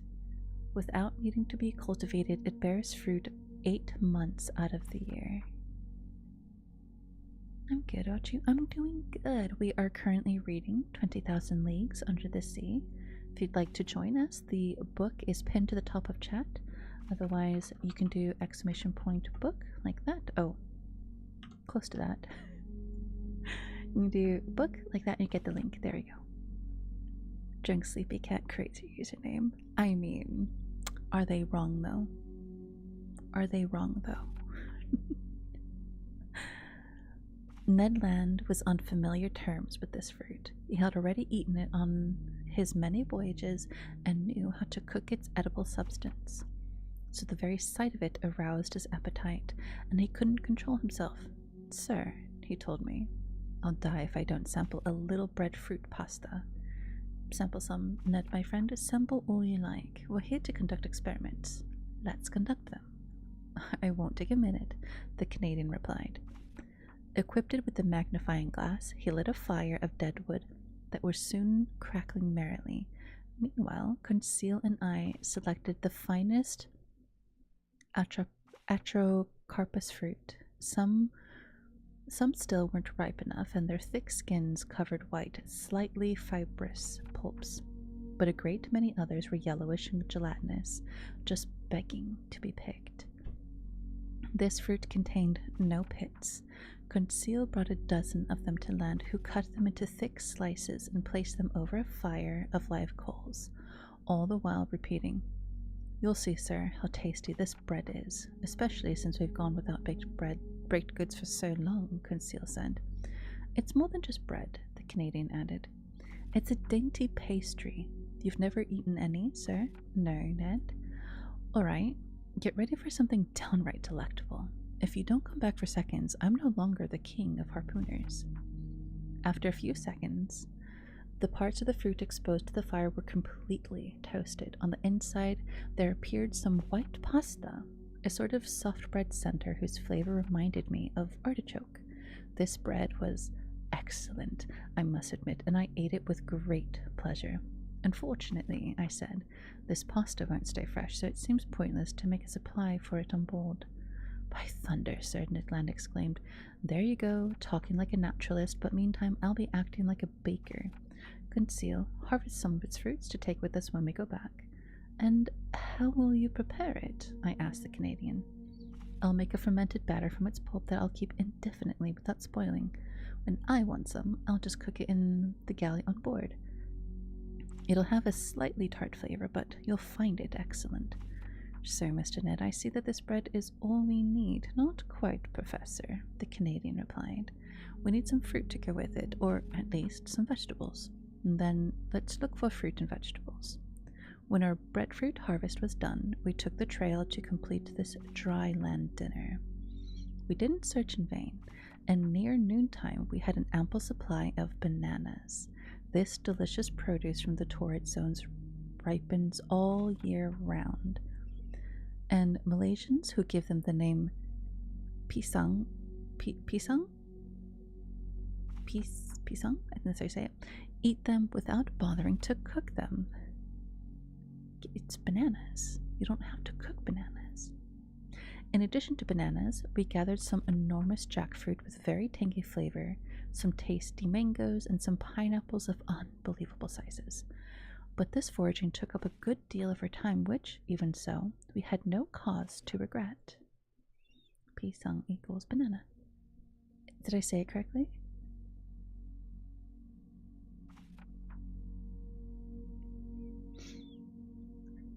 Conseil kept Ned under observation. I'm of the mindset if it jiggles when she walks, you bark and worship when she talks. Good boy. I like it when you bark for me. Conseil kept Ned under observation. The harpooner walked in the lead, and during his stroll through his forest, he gathered with sure hands some excellent fruit that should have completed his provisions. So, Conseil asked, "You have everything you need, my friend." The Canadian put in. "What? You're complaining? All this vegetation doesn't make a meal," replied Ned. "Just side dishes, dessert. But where's the soup course? Where's the roast?" "Right," I said. "Ned promised us cutlets, which seems highly questionable to me." "Sir," the Canadian replied, "our hunting not only isn't over, it hasn't even started. Patience. We're sure to end up bumping into some animal with either feathers or fur. If not in this locality, then another. And if not today, then tomorrow, because we mustn't wander off too far," Conseil added. "That's why I propose that we return to the skiff." "What? Already?" Ned exclaimed. "We ought to be back before nightfall," I said. "But what hour is it then?" the Canadian asked. 2 o'clock at least," Conseil replied. "How time flies on solid ground," exclaimed Mr. Ned Land with no sign of regret. "Off we go," Conseil replied. So we returned through the forest, and we completed our harvesting by making a clean sweep of some palm cabbages that had been picked from the crowns of their trees, some small beans that I recognized as 𝘼𝙎𝙈 of the Malaysians, and some high quality yams. We were overloaded when we arrived at the skiff. However, Ned Land still found these provisions inadequate, but fortune smiled on him. Just as we boarded, he spotted several trees 25 to 30 feet high belonging to a palm species, as valuable as the 𝘼𝙎𝙈. As valuable as the 𝘼𝙎𝙈, these trees were just ranked among the most useful produce in Malaysia. They were sago palms, vegetation that grows without being cultivated. Like mulberry trees, they produce by means of shoots and seeds. Ned Land knew how to handle these trees. Taking his axe and wielding it with great vigor, he soon stretched out on the ground 2 or 3 sago palms, whose maturity was revealed by the white dust sprinkled over the palm fronds. I watched him more as a naturalist than as a man in hunger. In hunger? In hunger for Ned Land? I see. Have a wonderful day, everyone. Thank you so much for coming in and for the follow. You have a good rest of your night. I'm gonna call you 𝘼𝙎𝙈. Have a good night, 𝘼𝙎𝙈. Or rather, it was updated on the Gutenberg website with some changes. The original novel. It's a novel released before the 1800s, already in Malaysia and used in place the historical period. I mean, I could not tell you. Hi, Creek Core. Welcome in.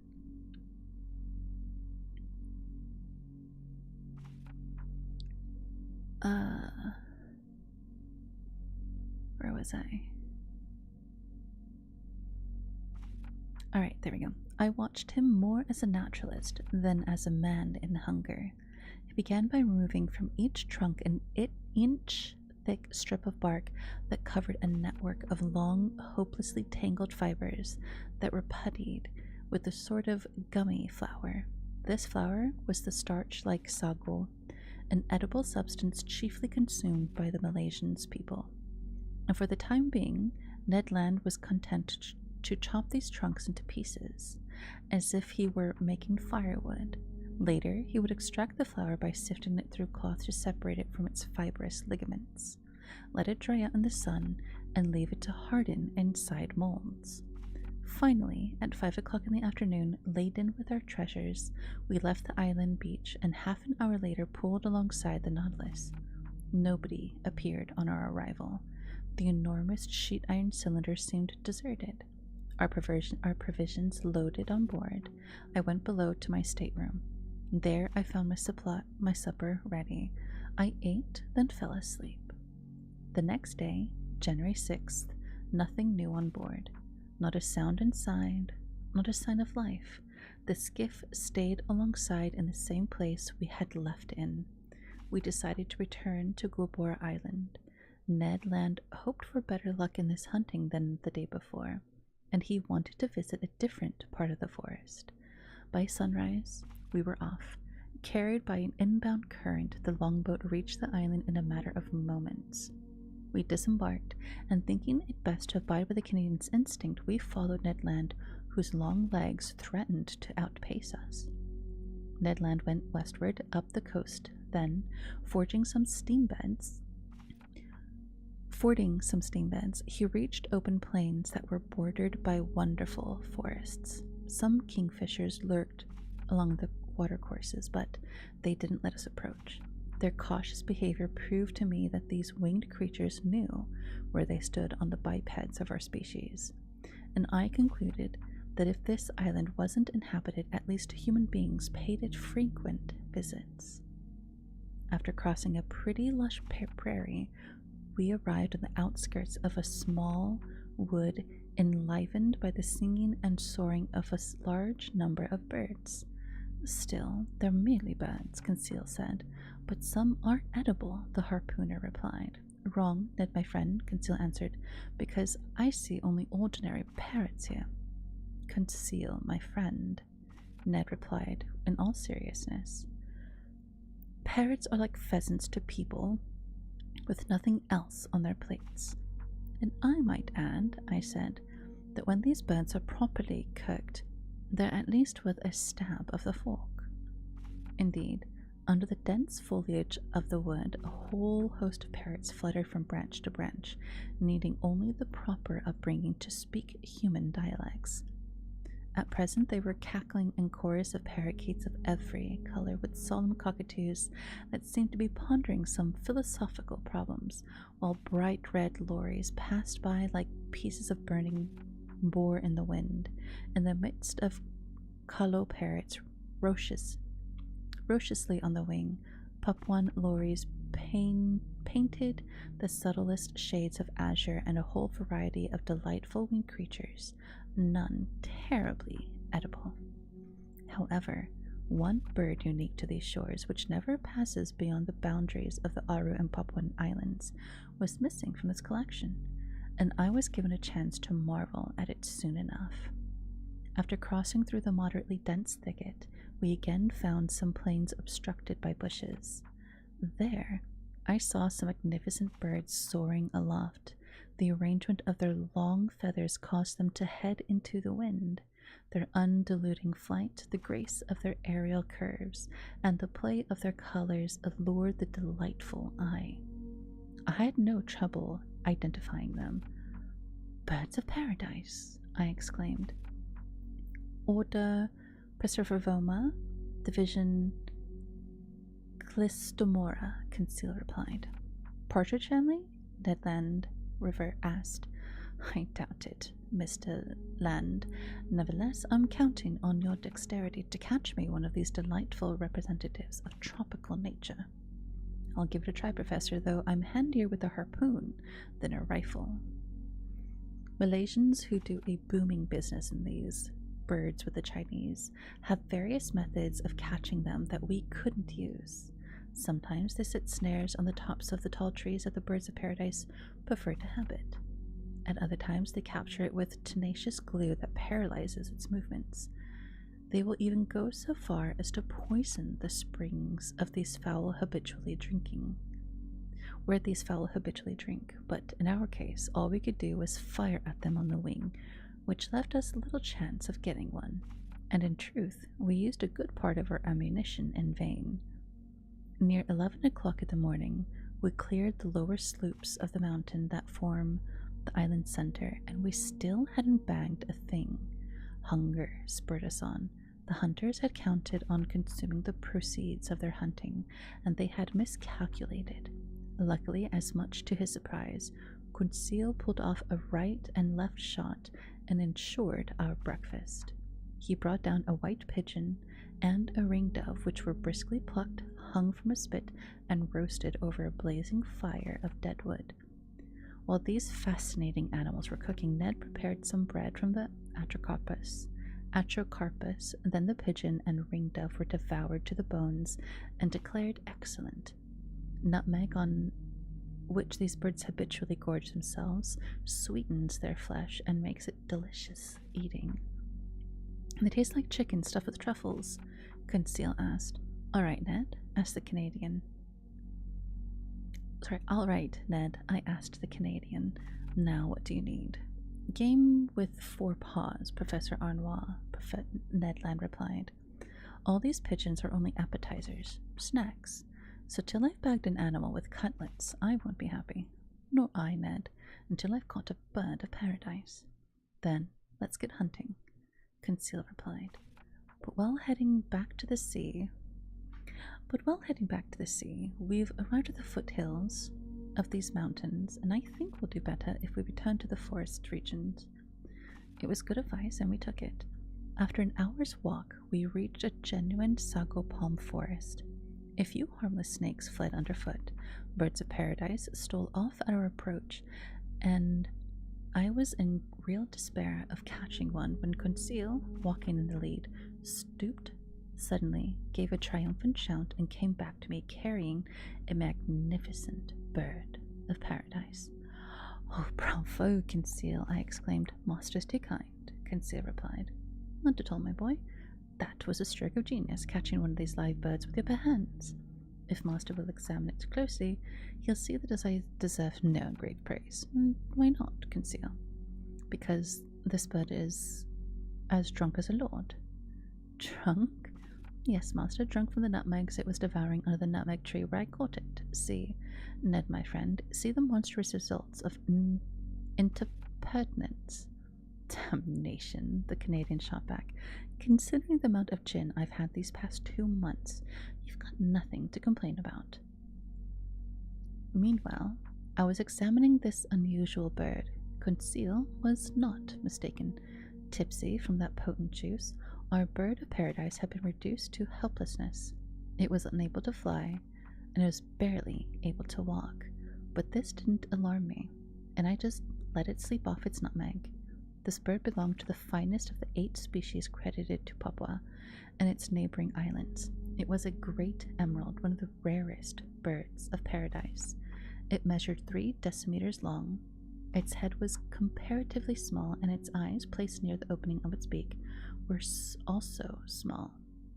But it offered a wonderful mixture of hues: a yellow beak, brown feet, claws, hazel wings and purple tips, pale yellow head and scruff of the neck, emerald throat, the belly and chest maroon to brown. 2 strands, made of a horn substance, covered the down, rose over its tail, which was lengthy by long, very light feathers and wonderful finesse. And they completed the costume of this marvelous bird that the islanders have poetically named the Sunbird. How I wished I could take this superb bird of paradise back to Paris, to make a gift of it to the zoo at the Botanical Gardens, which doesn't own a single live specimen. "So it must be a rarity or something?" the Canadian asked, in a tone of a hunter who, from the viewpoint of his art, gives the game a pretty low rate. "A great rarity, my gallant comrade, and above all, very hard to capture alive.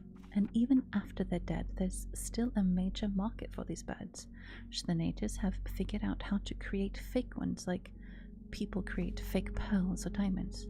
"What?" Conseil exclaimed. "They make counterfeit birds of paradise?" "Yes, Conseil. And is Master familiar with how these islanders go about it?" perfectly familiar. During the easterly monsoon season, birds of paradise lose the magnificent feathers around the tails that naturalists call below the wing feathers. These feathers are gathered by the fowl forgers and skillfully fitted onto some poor previously mutilated parakeet. Then they paint over the suture, varnish the bird, and ship the fruits of their unique labors to museums and collectors in Europe. Good enough, Ned Land put in. If it isn't the right bird, it's still the right feathers. And so long as the merchandise isn't meant to be eaten, I see no great harm. But if my desires were fulfilled by the capture of this bird of paradise, those of our Canadian huntsmen remained unsatisfied. Luckily, nearly 2 o'clock, Ned Land brought down a magnificent wild pig of the type of natives call 𝘼𝙎𝙈𝙍. This animal came at the nick of time for us to bag some real quadruped meat, and it was warmly welcomed. Ned Land proved himself quite glorious with his gunshot. Hit by an electric bullet, the pig dropped dead on the spot. Good night, Ivan. Have a good rest. The Canadian properly skinned and cleaned it, after removing half a dozen cutlets destined to serve as the grill meat, of course, for our evening meal. Then the hunt was on again, and once more would be marked by the exploits of Ned and Conseil. In essence, beating the bushes, two friends flushed a herd of kangaroos that fled by bouncing away on their elastic paws. But these animals didn't flee so swiftly that our electric capsules couldn't catch up with them. "Oh, Professor," shouted Ned Land, whose hunting fever had gone to his brain. "What excellent game, especially in a stew. What a supply for the Nautilus. 2, 3, 5 down. And just think how we'll devour all this meat ourselves, while those numbskulls on board won't get a shred." In this uncontrollable glee, I think the Canadian might have slaughtered the whole horde if he hadn't been so busy talking, but he was content with a dozen of these fascinating marsupials, which make up the first order of aplacental mammals, as Conseil has just told to us. These animals were small in nature. They were a species of those rabbit kangaroos that usually dwell in the hollows of trees and are tremendously fast. But although of moderate dimensions, they at least furnish a meat that's highly prized. We were thoroughly satisfied with the result of our hunting. A gleeful Ned proposed that we return the next day to this magic island, which he planned to depopulate of its every edible quadruped, but he was reckoning without events. By 6 o'clock in the evening, we were back on the beach. The skiff was aground in its usual place. The Nautilus, looking like a long reef, emerged from the waves 2 miles offshore. Without further ado, Ned Land got down to the important business of dinner. He came wonderfully to terms with his entire cooking, grilling over coals those cutlets of the 𝘼𝙎𝙈𝙍, the pig. Soon gave off a succulent aroma that perfumed the air. But I catch myself following the Canadian's footsteps. Look at me, in ecstasy over freshly grilled pork. Please grant me a pardon, as I've already granted one to Mr. Land on the same grounds. Welcome back, Pigeon. In short, dinner was excellent. 2 ring doves rounded with its extraordinary menu. Sango pasta, bread from the Atrocarpus, mangoes, half a dozen pineapples, and the fermented liquor from a certain coconuts heightened our glee. I suspected that my 2 fine companions weren't quite as clear-headed as one could wish. "What if we don't return to the Nautilus this evening?" Conseil said. "What if we never return to it?" Ned Land added. Just then, a stone whizzed towards us, landed at our feet, and cut short the harpooner's position.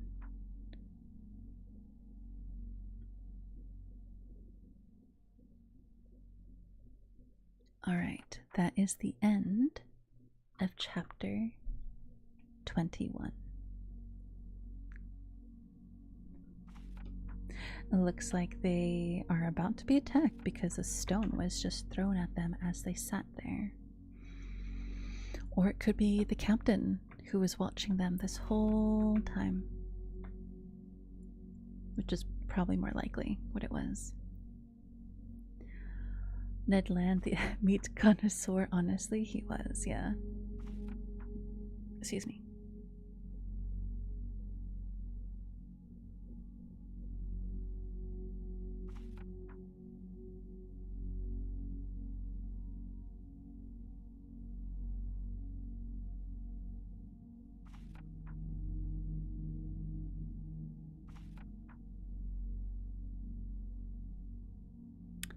Okay. They're gonna get a chase sequence a la Pirates of the Caribbean. Maybe. Maybe. I just closed it and I was looking to see about that poem. Ah, okay.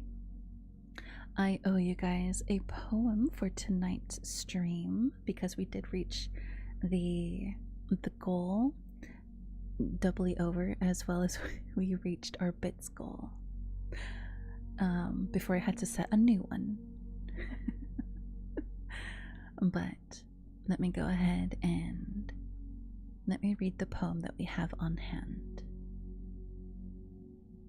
Alright, so Tara gave me one of their own creations, it looks like.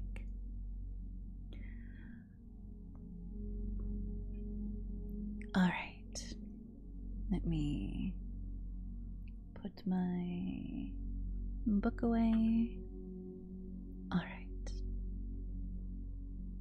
I have walked the full perimeter of this, every wall, every seam where the mortar gave and was patched again. I know where it is tallest, I know where the stones are cold, and still I come back and press my hand against it just to feel something solid that is also somehow yours. I carry the impossibility of you like a stone in my pocket, heavy enough to know it's real, warm from being held in the dark, quietly, for longer than I should have. I'm not lost. I know exactly where I am, standing at a wall I did not build and cannot move, with the stone in my hand I cannot put down. Are you feeling better? Hi, Shizu. Yes, I was able to get some good rest last night. Kinda. I had enough. I had enough rest that I do not feel as exhausted as I did before. But yeah. We'll do one more poem, I think. I think we have time to do one more poem. Let's see.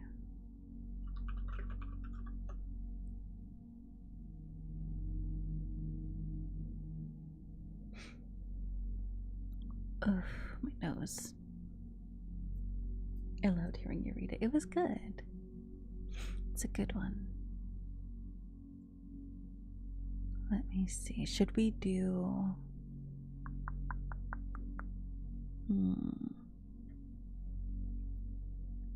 Okay, that's taking forever to open, so... Your Poetry Foundation. It depends. It depends on where I go. I usually go to different websites that have royalty-free things to read. So right now I'm looking. I should just like make a folder or a file of something of different poems to just be easier for me to find them. Here we go. Poetry Foundation, love poems.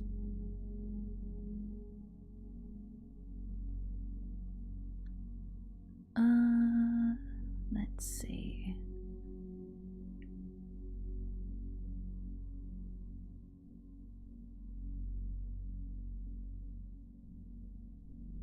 Okay, this one's relatively short, but I kind of like it.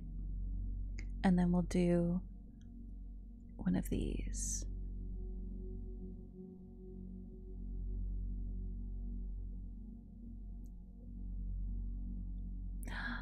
Wait, hold on. This one's really nice. This one looks nice. This one is called The Delicacy by Sandra McPherson. Friend, remember how you showed us beasts love beauty? We were wading in your lake with blue gills, and you said, "Be careful, you will lose your beauty marks." To their little jaws, we were delicacy. From us they purchased the darkest part of the skin, only what contrasts on us, and it was more than a pinch or a sting. It's a sensation of hunger that makes us spring off the bottom and swing out deep and safe.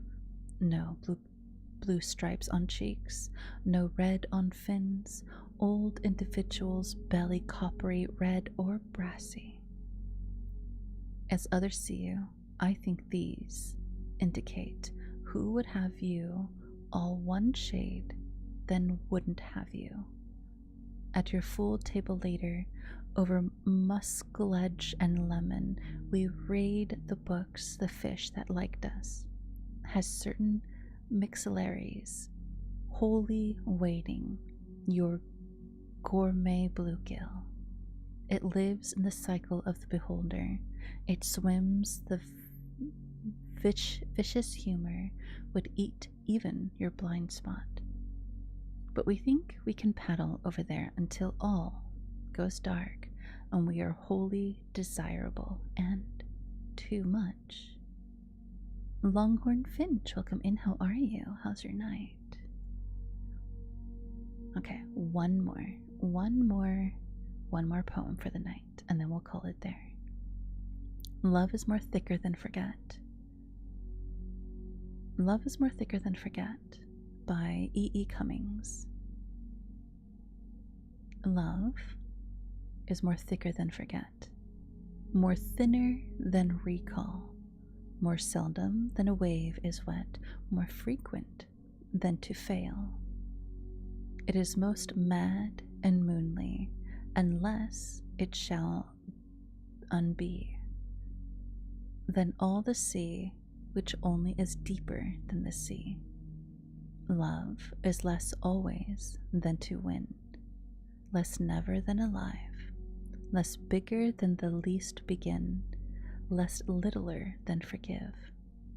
It is almost sane and sunly, and more it cannot die than all the sky which only is higher than the sky.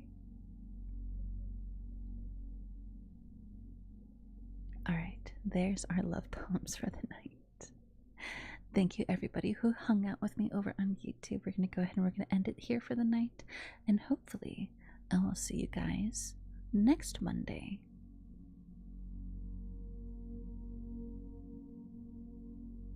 Hi FNAF fan, thank you so much for the follow.